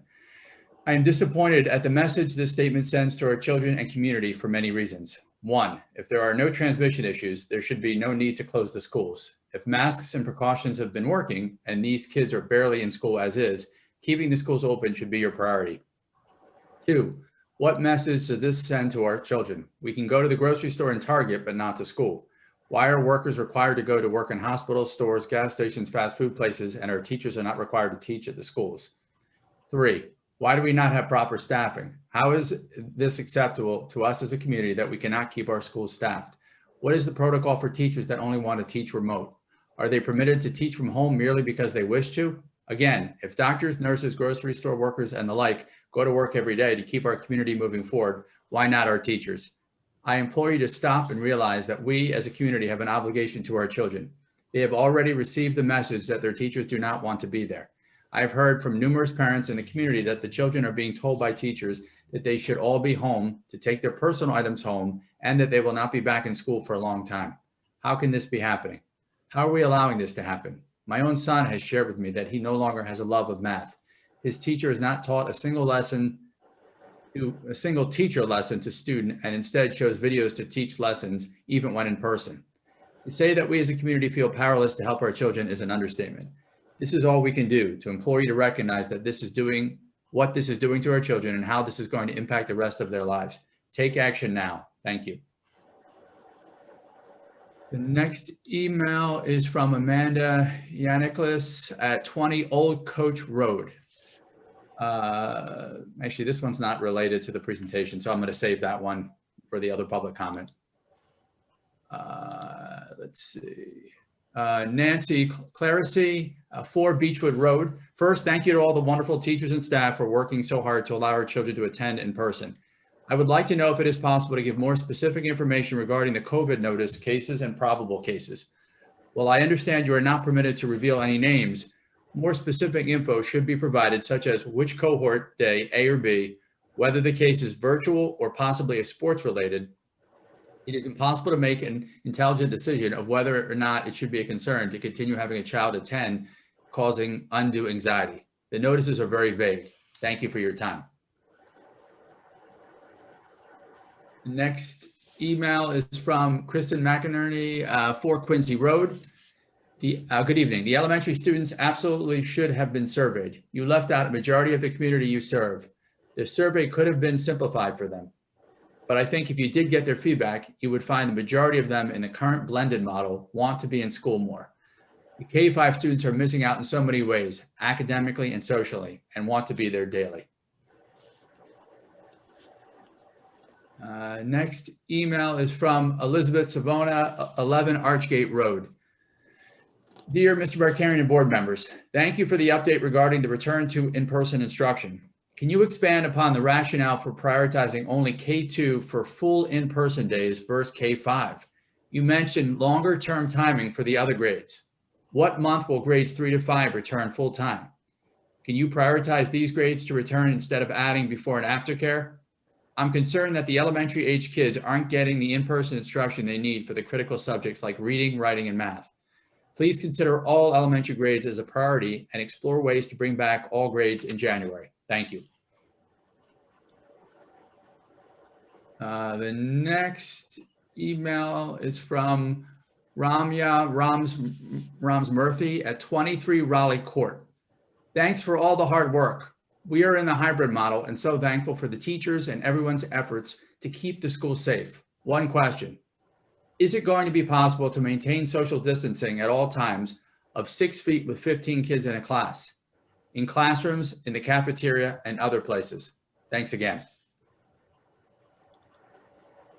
Next email is from Katie Malloy at 68 South Allward Avenue. In thinking about having to change schools to 100% virtual because of rising COVID numbers in the community, is it an option to close only certain schools within the district and or certain grades? i.e., would it be possible to keep elementary kids using the blended model while having middle and high school virtual, or even have only K2 in school in person?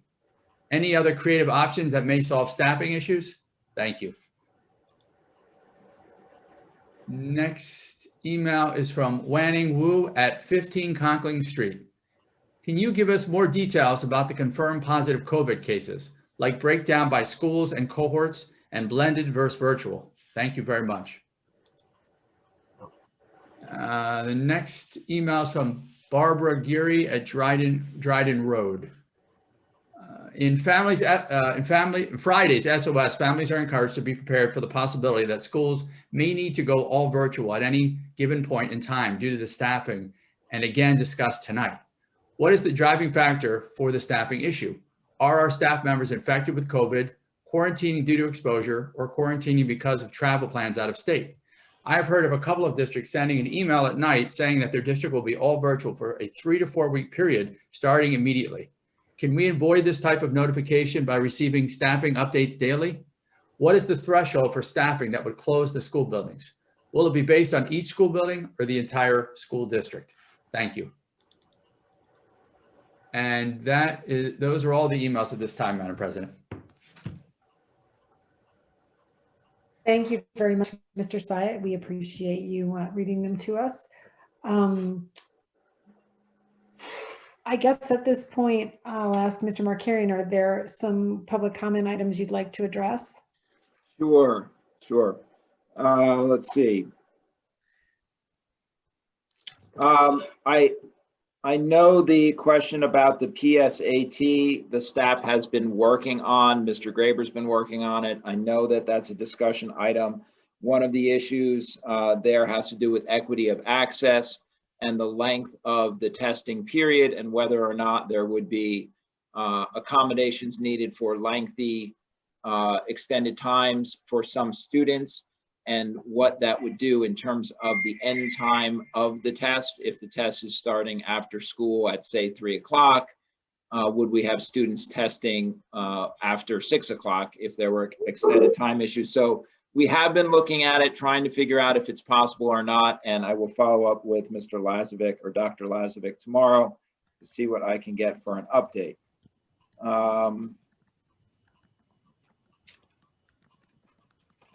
There was a question about why not make plans for K-5 to come to school in person every day. Why just K-2? I think really the reality there is space.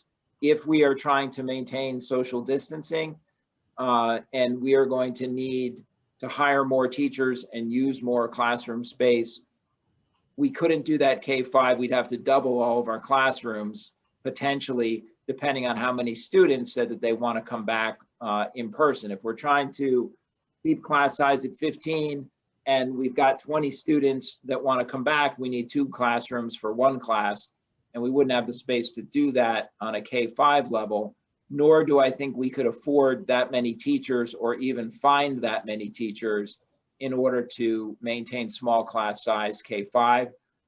So we're doing what we think we have a chance to do.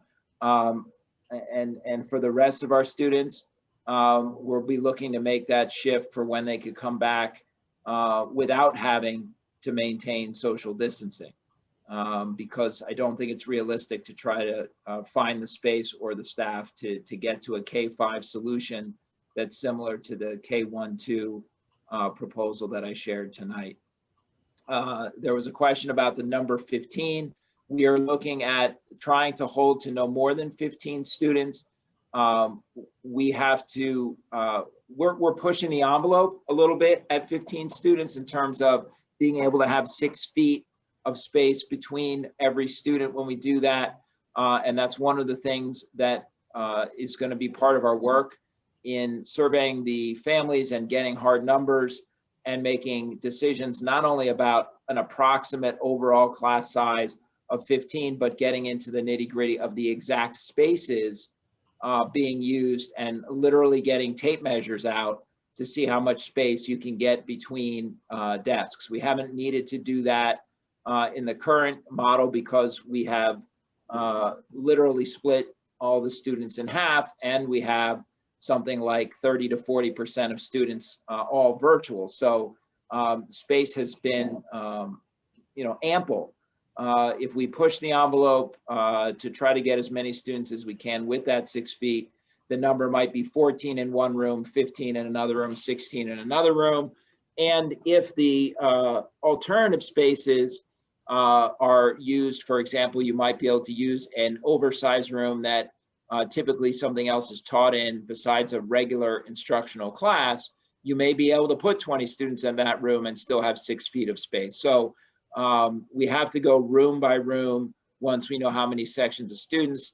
That'll help us be able to do that. So the 15 is kind of a target. It could be a little bit higher in some rooms if that room has a lot of square footage, and it could be a little lower in another room if that room is a little bit smaller.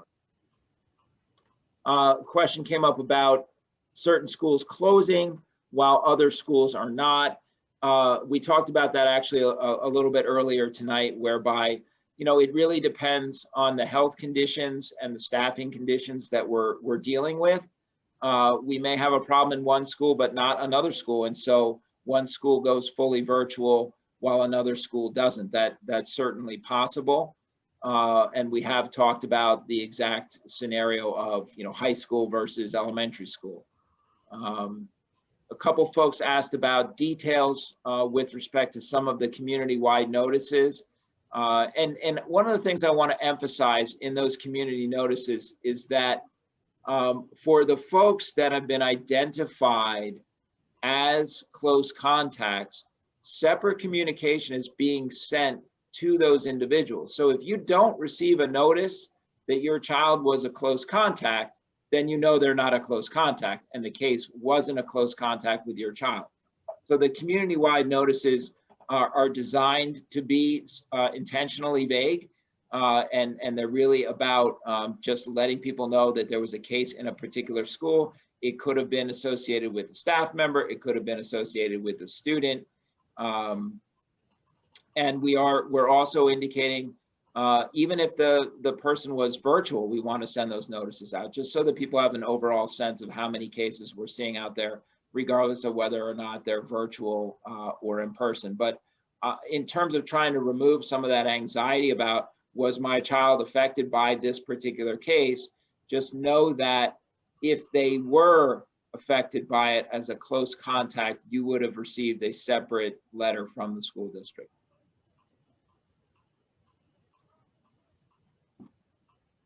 The last question I think was about, what would trigger the need to have a school go to all virtual, and could we avoid a situation where a notice is sent the night before? I really don't think we could, because what we're trying to do is stay open until we're forced not to be able to be open. I think even Dr. Spiesler mentioned, as he was commenting on our plans and the ideas of our plans, kind of that idea that, the plan is good to be open until you need to make an adjustment that it's no longer okay to be open. And that could happen suddenly. It could happen suddenly because a particular teacher or teachers test positive, and when we look at their close contact list, they have a lot of close contacts. If 2 teachers turns into 15 teachers because of a number of close contacts, that could really cripple you in one building. and you might not be able to staff that building and keep it open, and you might have to go all virtual. Or God forbid you had a transmission problem in a particular school between students, and fortunately we haven't seen that, but if that happened, we might learn about that with very little lead time and little advance notice and have to quickly switch a school to all virtual. So unfortunately, I don't think there's a particular simple way of saying, no problem, we'll give you a week's notice, because we're trying to stay open until we can. And certainly I hope we don't ever have to go to all virtual. I hope that doesn't come to pass at all, but I think it's important to recognize that it's a possibility. We see it happening around us. We do see concerning numbers around the state. So it's a possibility, and I'm not trying to be pessimistic or doomsday, but I'm also trying to make sure people are aware that it is a possibility. We do need to be prepared for it. And certainly we wouldn't do it unless we really needed to.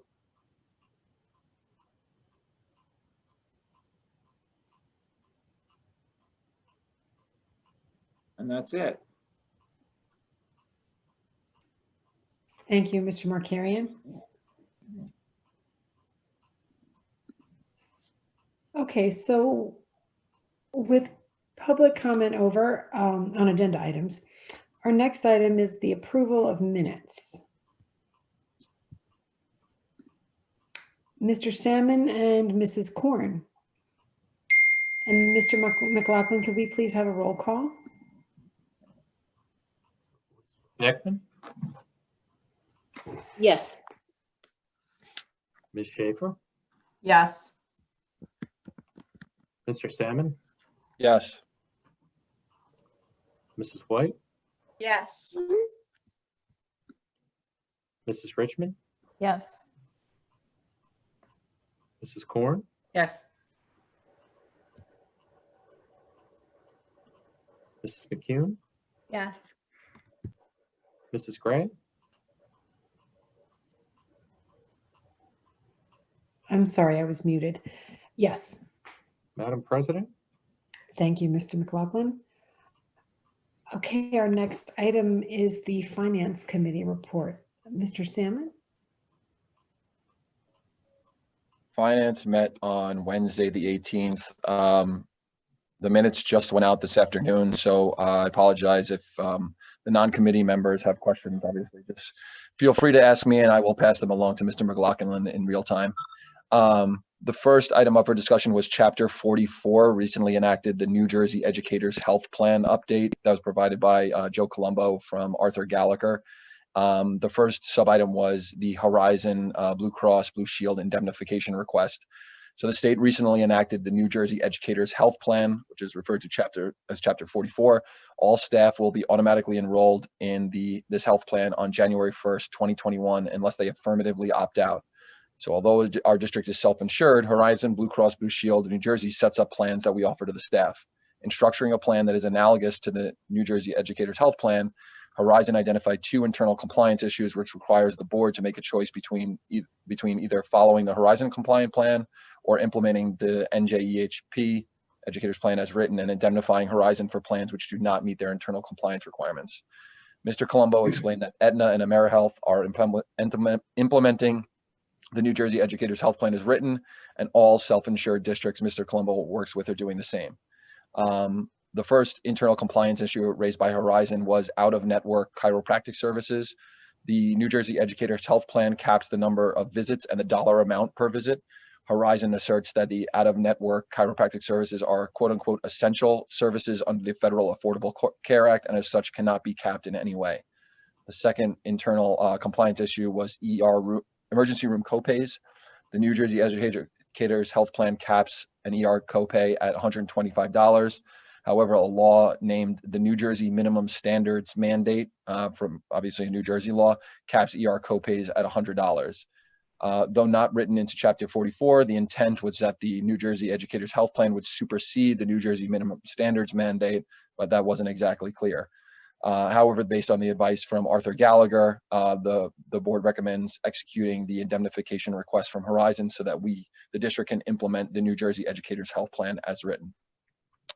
The second item under the New Jersey Educators Health Plan was Mr. McLaughlin explained the differences between employee contributions required under the New Jersey Educators Health Plan in Chapter 78 and how a switch to the new health plan would impact the district's healthcare costs.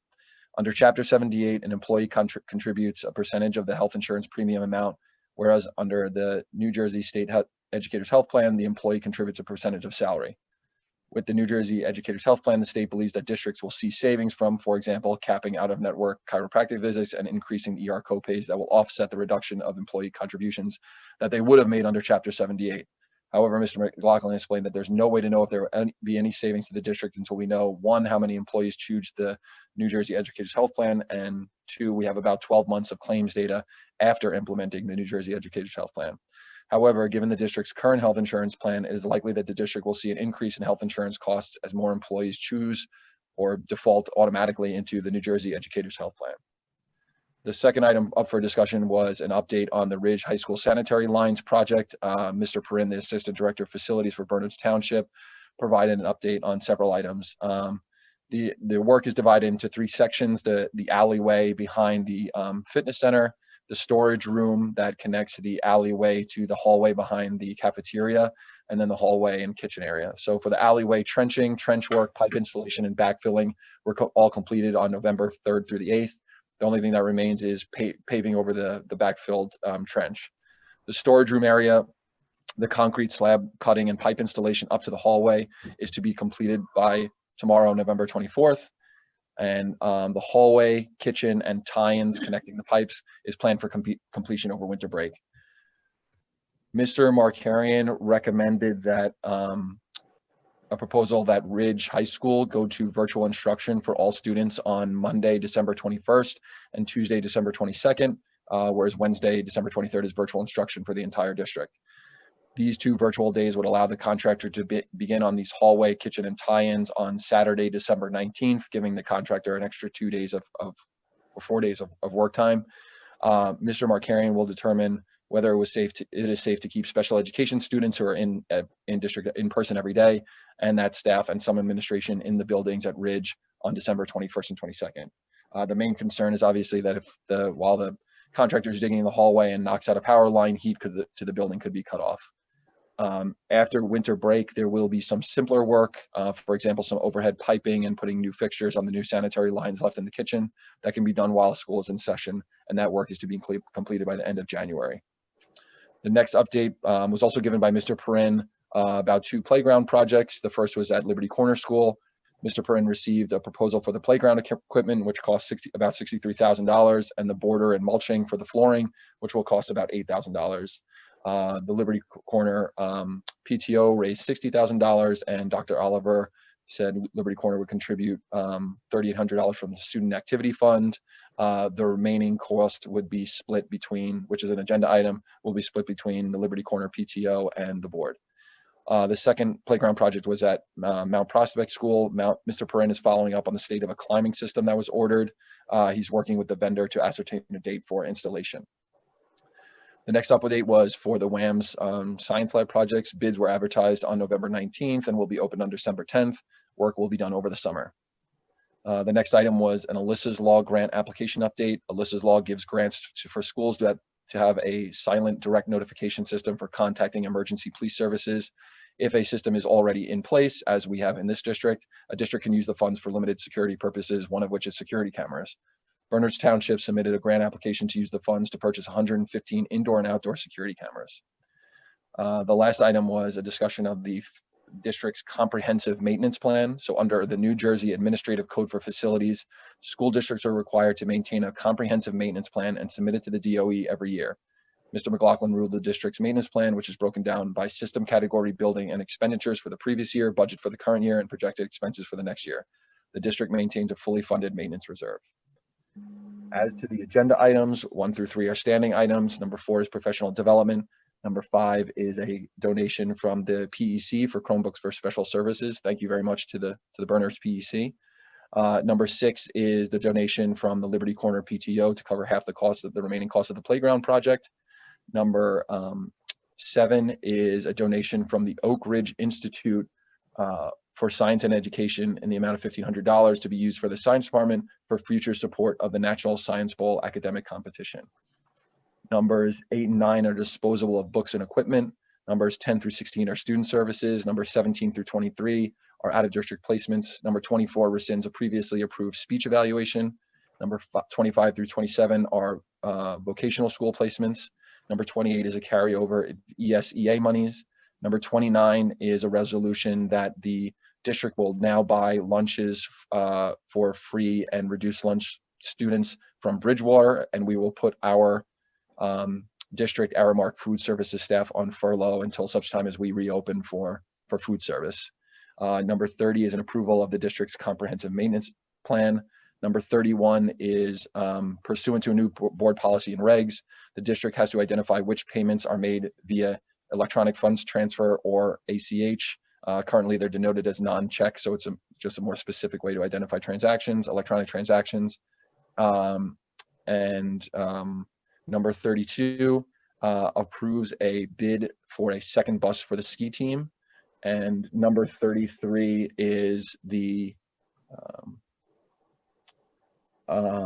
resolution to approve the business office signing the indemnification request requested by Horizon Blue Cross Blue Shield to implement the New Jersey Educators Health Plan as written. If there are any questions, please let me know. Any questions for Mr. Salmon? Okay, so could we have a motion? Okay, Mrs. McCune and Mrs. Beckman, and then a roll call, please. Mr. McLaughlin. Ms. Beckman, Yes. Ms. Schaefer, Yes. Mr. Salmon, Yes. Mrs. White, Yes. Mrs. Richmond, Yes. Mrs. Korn, Yes. Mrs. McCune, Yes. Mrs. Gray, Yes, Madam President. thank you. I'm sorry to interrupt, Mrs. Gray. I just wanted to jump in real quick and just reiterate with respect to that sanitary line project at Ridge. I know Mr. Salmon described this. I just want to make sure, say it a second time, that the public understands that the 2 days that we're looking at, December 21st and December 22nd, that's a Monday and Tuesday, we are looking to go with all virtual instruction just at Ridge High School. Obviously, that's the only place where the project is, so we just need to be virtual those 2 days for Ridge only. And as Mr. Salmon pointed out, we're checking to see if we can at least keep some of our special needs programs in Ridge those 2 days. Okay, thank you, Mr. Markarian. With that, our next item is the Personnel Committee report. The Personnel Committee met on this past Friday, the 20th. While there was quite a bit on the agenda, it is all of a confidential nature. So I'm just going to encourage the board members, if you haven't had a chance to take a look at the minutes, because I know they came out fairly quickly and without a lot of time between then and now, please feel free to reach out to me with any questions. I did get a couple of questions over the weekend, but just in case anyone else had questions, please don't hesitate to reach out. The Personnel Committee will be meeting again on December 17th. And with that, if I could have a motion to approve, thank you, Mr. Salmon and Mrs. White. And then a roll call, please, Mr. McLaughlin.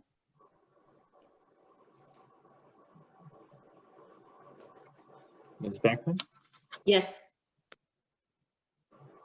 Ms. Schaefer, Yes.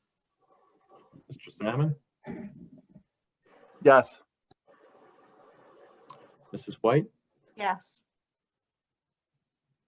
Mrs. Richmond, Yes. Mrs. Korn, Yes. Mrs. McCune, Yes. Mrs. Gray, Yes. Madam President. Thank you, Mr. McLaughlin. And then our next item is our Policy Committee report. Mrs. Korn? Hi. Policy met on November 9th. And I guess we had some discussion, which I'll go through now. The first item we discussed was the COVID screening forms and the travel. And it was more having to do with, there's teacher and staff form, and there's also student forms. The teacher and staff forms are the teachers, although the administration is discouraging traveling to states and countries on the advisory list. We have the holidays coming up, as everyone spoke about here.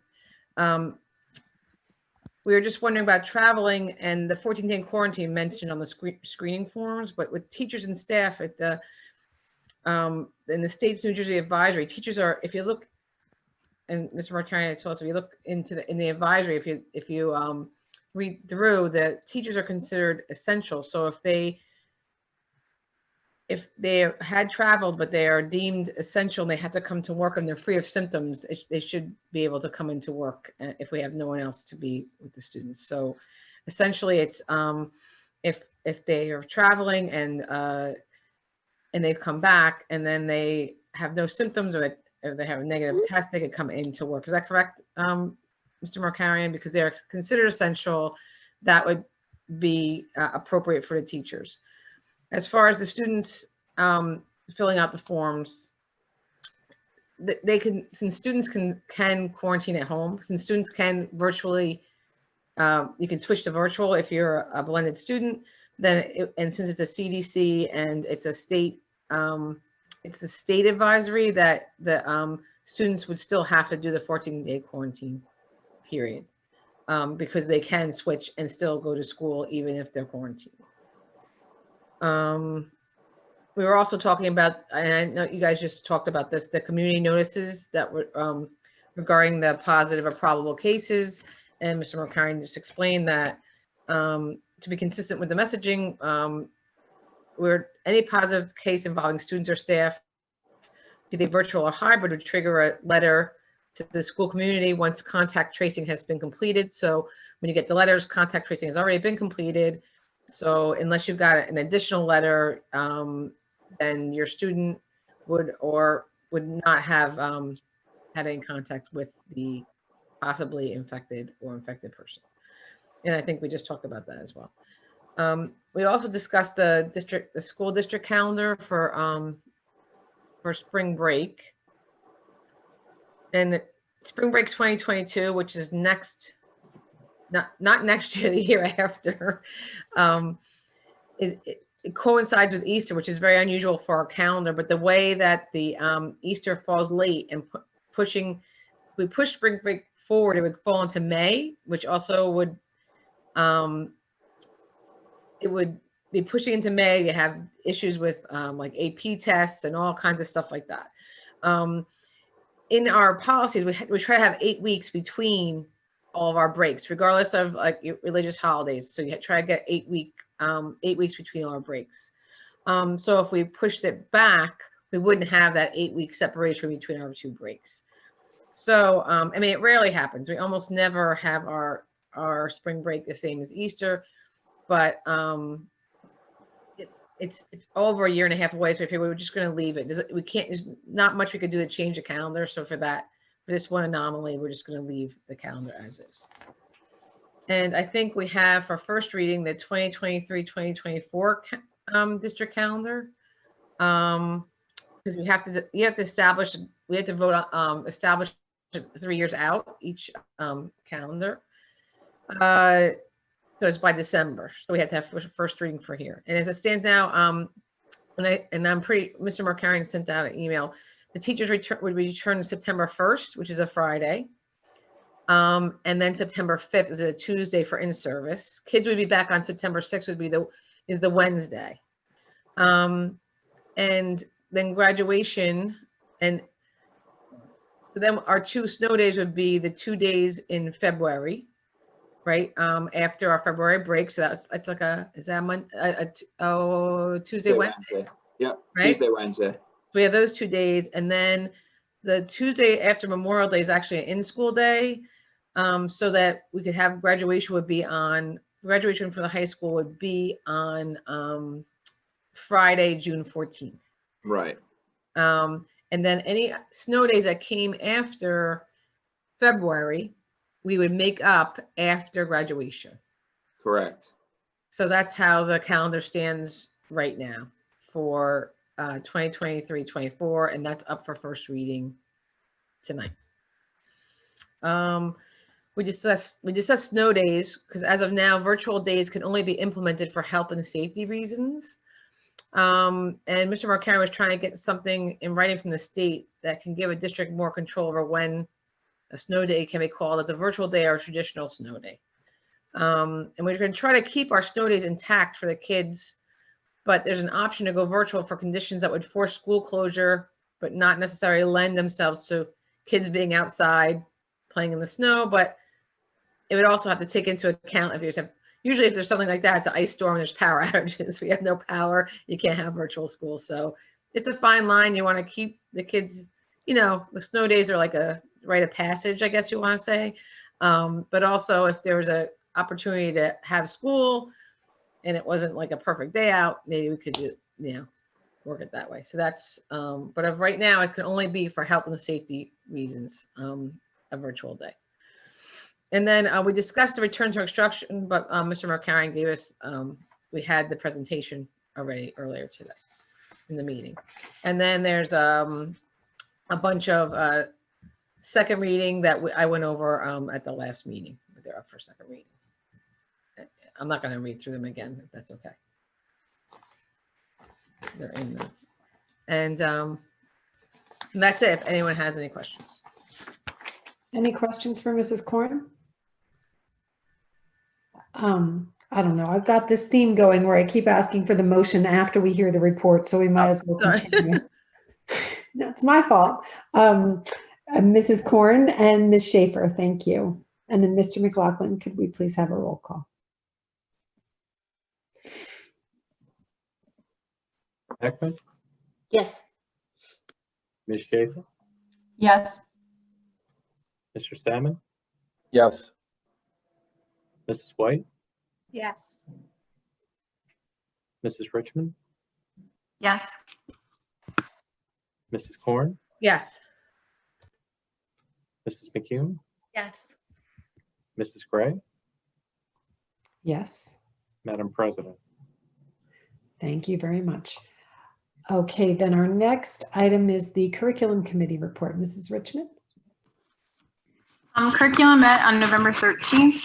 The first thing we talked about was AP French Language and Literature. Ms. Stotler explained that this is an existing course and it's really just a name change to align with the rest of the other AP course titles. Then next we talked about World Language Program evaluation. Ms. Stotler reviewed the World Language Program and reviewed some of the goals that they had with the program, and they pretty much reached all of them or achieved all of those goals. The one that they were not able to was adding Mandarin, and that is only because when they attempted to go forward with that, there wasn't enough students enrolled and interested in it to go forward with that. Next, they looked at World Language K through 12 using the New Jersey World Language Model criteria. Ms. Stotler applied to be a model program, and although we didn't earn that title, they got valuable feedback. They plan to evaluate the proficiency level of our students to demonstrate that despite focusing on different topics, students are achieving the same level of proficiency. They believe they would address the concern of the World Language Model that this would achieve the concern for the model program committee. Ms. Stotler talked about surveying 75 districts at grade 6, 8, and 10. to get feedback about their language choices and reflect upon their decision of why they chose the language they did. And from this, they came out with some recommendations for the World Language Program. One was to keep the class size of the World Language Program down, not to exceed 20 students. And furthermore, due to high demands of special education students at the introductory level of those languages, it is recommended that introductory classes not exceed more than 8 students who require accommodations. And 2, after surveying the students, their feedback showed that their student interest in studying Mandarin in all grades was below 10%. So they have determined that the best course of action will be to offer AP Chinese exam at Ridge High School as an additional opportunity for students to demonstrate their knowledge and skills. And there will be an AP testing opportunity in 2021, the 2021 school year, 2020 to 2021 school year. To increase the second language proficiency of students, they would recommend beginning world language instruction in kindergarten. They also recommended that the district fund the cost of assessments like STAMP in 8th grade, as well as the end of 11th grade. This will enable the examination of students' abilities at certain points in the course sequence as to make curricular decisions that will create more consistency in our program. Administration of these assessments at the end of junior year will also allow for students to earn the seal of biliteracy. And their last recommendation was that the district offer additional annual board-approved travel opportunities abroad for students during the school year. Obviously, all of these recommendations, and especially the travel recommendation, will have to be considered post-COVID times. Ms. Orr talked about the study strategies course. She explained that it is a graded course designed to provide students with general study skills, organizational skills, goal setting, and time management. Instruction is given on strategies for note taking and test taking. Study hall time is built into the class so students can complete their work. And enrollment in this course has been based on availability. And from everything that she told us, it's a huge success, and that they hope to be able to offer more sections going forward. Next, we talked about the anti-bullying module, kind of Google Classroom, if you will. That was created as an educational component that can be assigned to students who are involved in HIB. There were 3 Google Classrooms of modules that were created. One was anti-bullying classroom, one was race and bias classroom, and one was LGBTQ classroom. All of these modules have different activities, articles, videos, different things to do to help help a student reflect and learn from sort of their behavior in the school. We talked about another module as an extension of this type of thing. Ms. Fox explained that there's a need to do more modules for more common infractions. The first 2 that they would like to get started right away is one on substance abuse and one on academic integrity. They would like to have an instructional component for students that find themselves struggling with these topics in addition to whatever the consequence is. The curriculum committee supported this, and Ms. Fox brought it to personnel to discuss that as well. And then with regard to option 2, Ms. Fox has explained that while we haven't been able to offer option 2 to students yet with the pandemic, they would like to work on the student reflection component of this of the new procedure for how they will be managed so we also supported going forward with that. Next, Mr. Falcon gave a brief update about the status of chorus, band, and orchestra. He explained that they were challenged anytime that the students needed to play an instrument or sing because of aerosol particles being spread while maintaining student and staff safety. Orchestra at the high school has been able to play, but in the elementary schools and WAMs, where the pull-out lessons were usually scheduled, those were moved to virtual so that there was no disruption in instruction. Theater classes and dance classes are taking place.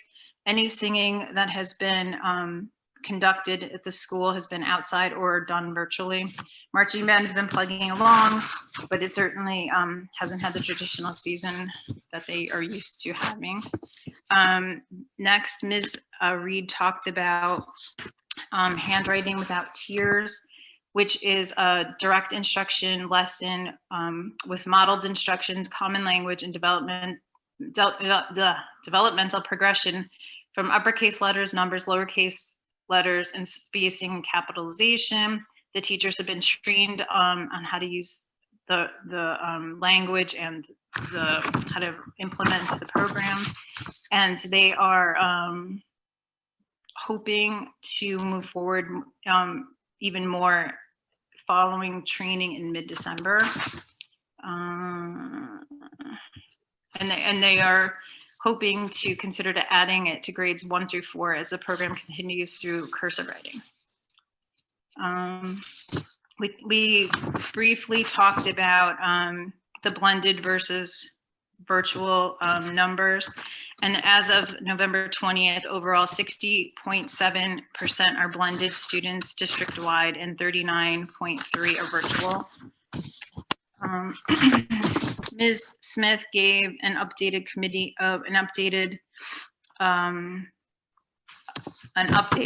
gave an update on the number of add drops and level changes. As of November 12th, the number of courses changed was 150, and there were 172 at the same time last year.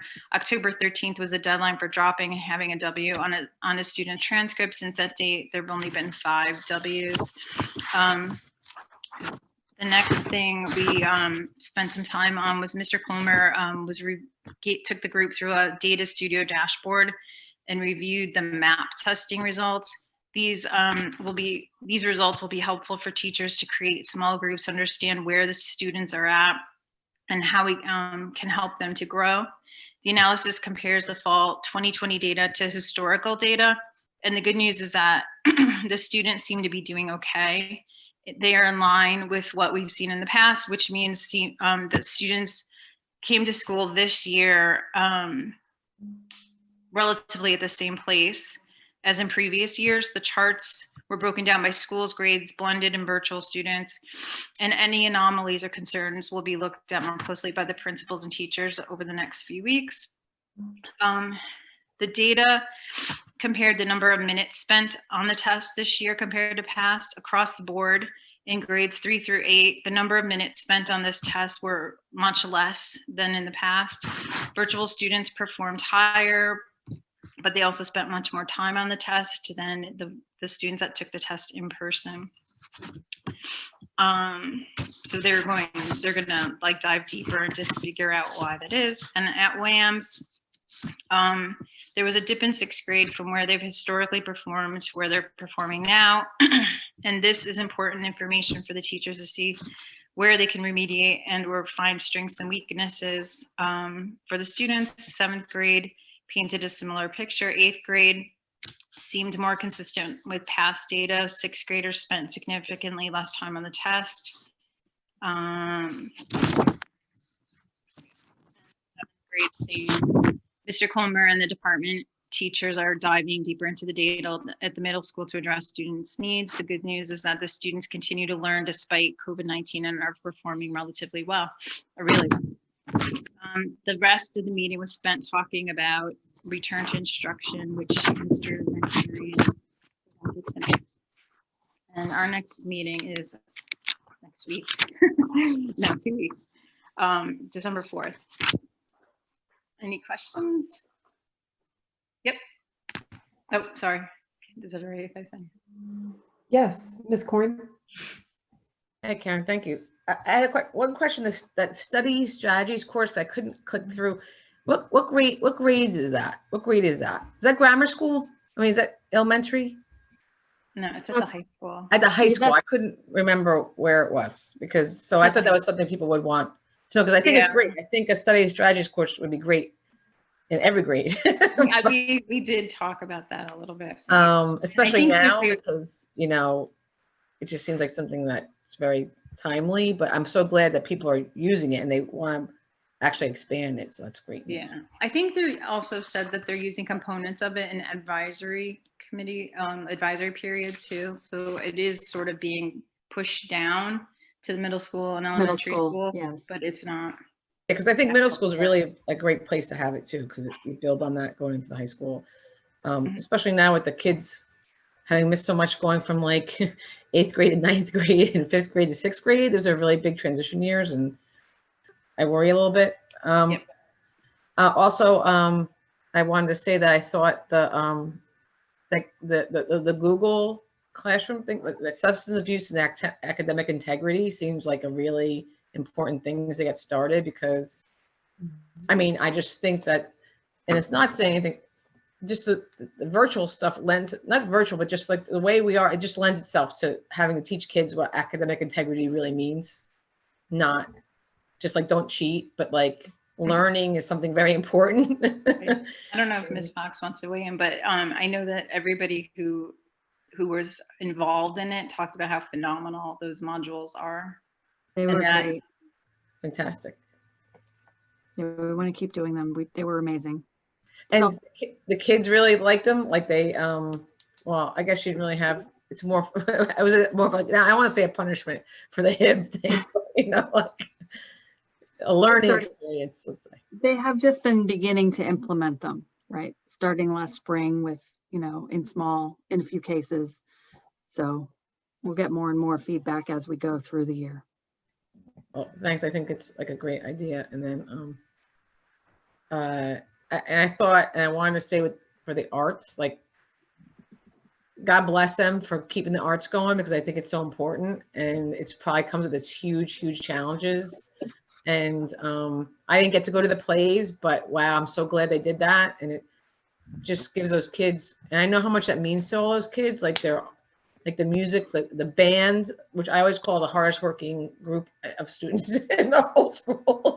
I get yelled at for that, but because they just are constantly, I can hear them practicing usually in normal years every single day up at the high school. So I just wanted to, I just think it's, you know, a lot of hard work for that because of this whole situation. And I'm glad they're keeping it going. And the handwriting too, I think is really important.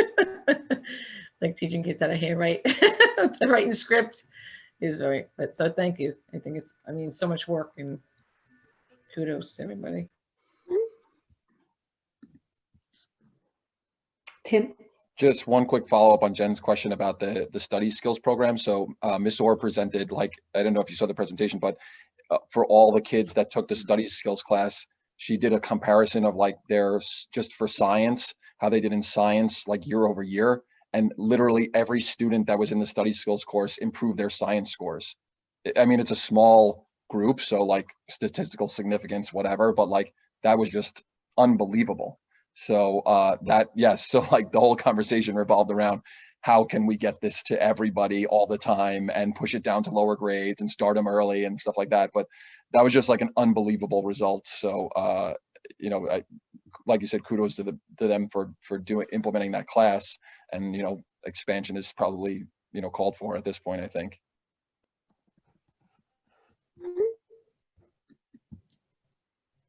Anyone else? Okay, thank you, Mrs. Richmond. Our next item is the Wellness Committee report. Mrs. White? Wellness med Was there- class. I'm sorry, was there an item to vote on that one, or? I didn't see one. Oh, the calendar was discussion. Yeah, we did policy. They voted on policy. Okay. That was curriculum. So we're up to Okay, got it. My fault, sorry. The title change isn't on there. The course name change?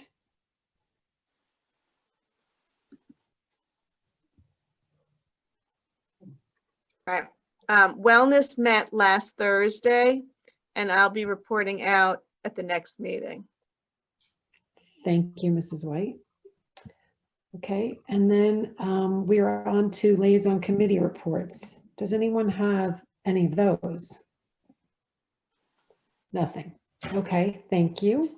So that brings us to a public comment on non-agenda items.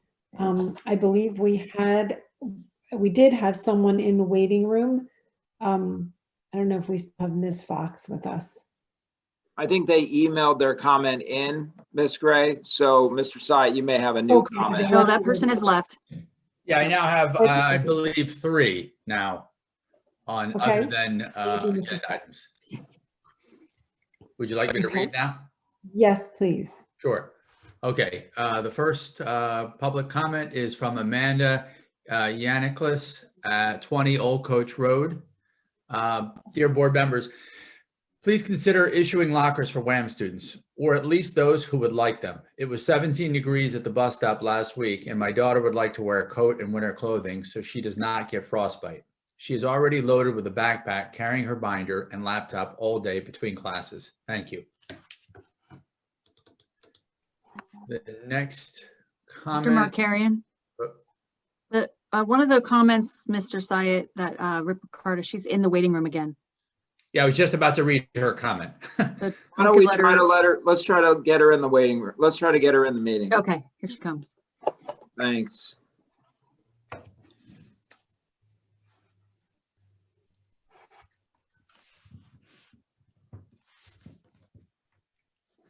We can see you, Rippy. Can you great. hear us?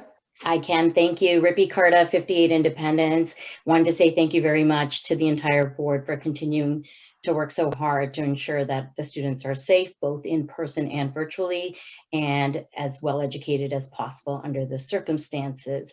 Wanted to ask regarding the recent election, and I know the results probably haven't officially been declared. However, if there is a candidate that has chosen to abdicate her, his, their seat, how will the Board of Education fill that position? What criteria will be used to determine the best candidate to take over? And how long will that process usually take, and how long before they announce who that person shall be? Lastly, I would like to say that it would be nice to see a candidate selected that represents the diversity of thought and experience exhibited by our student body, as well as our town's population. And lastly, happy Thanksgiving to all who celebrate this week. Thank you, Rippy. We appreciate you joining us. Ms. Fox, do we have anyone else in the waiting room this time? Oh, we do not. Okay, so we'll go back to Mr. Syed. You have a third one? Let's see. I have, yes, this is Sundari Rao from 5 Ross Lane. Would like to know, when does, she mentions the name of a community member. I don't know if I should mention the name of this community member, get announced as the person who got the most write-in votes, since Elaine Daddario very clearly mentioned she would not like to take up the position. I omitted the name of the community member, John. I don't know if I should mention that name or not. Oh, well, you can. It's okay. She said, would like to know, when does Ruchika Hira get announced as the person who got the most write-in votes? That was the comment. And Thank you, Mr. And that was the last one? That was I'm just refreshing to make sure. That was the last one, yes. Mr. Syed, you mentioned Okay, there so was then one we'll from the close first public comment there. I read that already. That was the comment about the locker at William Adden. Thanks, Mr. Syed. Sure. Just want to make sure. Yes, yes. So, thank you, Mr. Syed. So public comment is now closed. Mr. Markarian, would you like to address any or all of those questions? Sure. So the locker question is a good question, obviously, with respect to students and winter items. So I'll bring that up with the team and we'll see what we could come up with. With respect to the election, I've spoken to Mr. Crute to ask him to look at statutes on this particular question. I'm sure he'll correct me if I get this wrong, but my understanding is that in Board of Education elections, it doesn't default to the highest vote getter in a write-in situation if the person on the ballot that was elected does not want to accept the position. So in that case, if that proves to be the final result and there turns out to be a Board of Education vacancy when we get to January, because all of our current board members are still serving their terms through the end of the calendar year. So when we get to January, if that anticipated vacancy turns out to be an actual vacancy, then typically what happens is that the Board of Education would seek candidates to apply for the position, and then the board would choose someone to fill the vacancy. It's a sort of an abridged version, but I anticipate that will be the way of things. Okay, so I think you answered both the second and the third questions in one answer. Yes. Okay, so with that, thank you. We are up to board forum. Board members, does anyone want to bring anything up to board forum? Mrs. Korn. I wanted to I know I mentioned today, I'm surprised because we have a lot of state champions hanging around at Ridge High School. The girls varsity field hockey team won the state championship on Friday, I think that was it Friday? And then the girls soccer team won state championship on Saturday. So, it's, congratulations to them. I think, they worked really hard. I mean, and it's so exciting. And I think those are the two. And so, I mean, just great accomplishments, especially in this, like, to keep the season going and during these times. And it was just a good school spirit, and a lot of people, I went to the finals up at the high school, and it was just exciting. A lot of parents, people were there. It's just nice. It's almost, I mean, it's not normal, but it was close. So it was really exciting. So I want to say congratulations to all the coaches and for keeping everyone safe, and the girls for following the rules, and just, and just playing their hearts out and doing a great job. And it just means a lot to everybody. And I want to say happy Thanksgiving to everyone, and hope we have a great, Thanksgiving with their families. And I don't want to encourage any, bad, but I'm going to see my family and I'm excited about it. And I think that's about it. I just wanted to say that and hope that, when we come back from Thanksgiving and things are looking better and we can get more of our kids back in school and back to what should be, a fun, holiday season. I don't know. I have faith. I have hope that will happen. And then maybe, some more prayers will be answered, and after Thanksgiving, it'll all be good. So I wish that for everybody. That's my Thanksgiving wish for everybody. Anyone else? Okay, I don't see any other board members. I will echo Mrs. Korn and wish everyone a very happy Thanksgiving, a safe Thanksgiving, and that's about it. We'll see everyone in December, which, by the way, will be a virtual meeting. So I think that's December 21st, Mr. Markarian, is that right? Yes. Okay. Yep, December 21st. So for the public, the December 21st meeting will be virtual, like this one. So we'll see you again then. Thanks, everybody. Need a motion for adjournment? Oh, sorry. Mrs. Korn and Mrs. Richmond, too eager, too sleepy, sorry. Have a good night, everyone. Oh, all in favor. Did everyone raise their hand, Mr. McLaughlin? I think we got all hands. Thank you. Thanks, everybody. Happy Thanksgiving. Aye.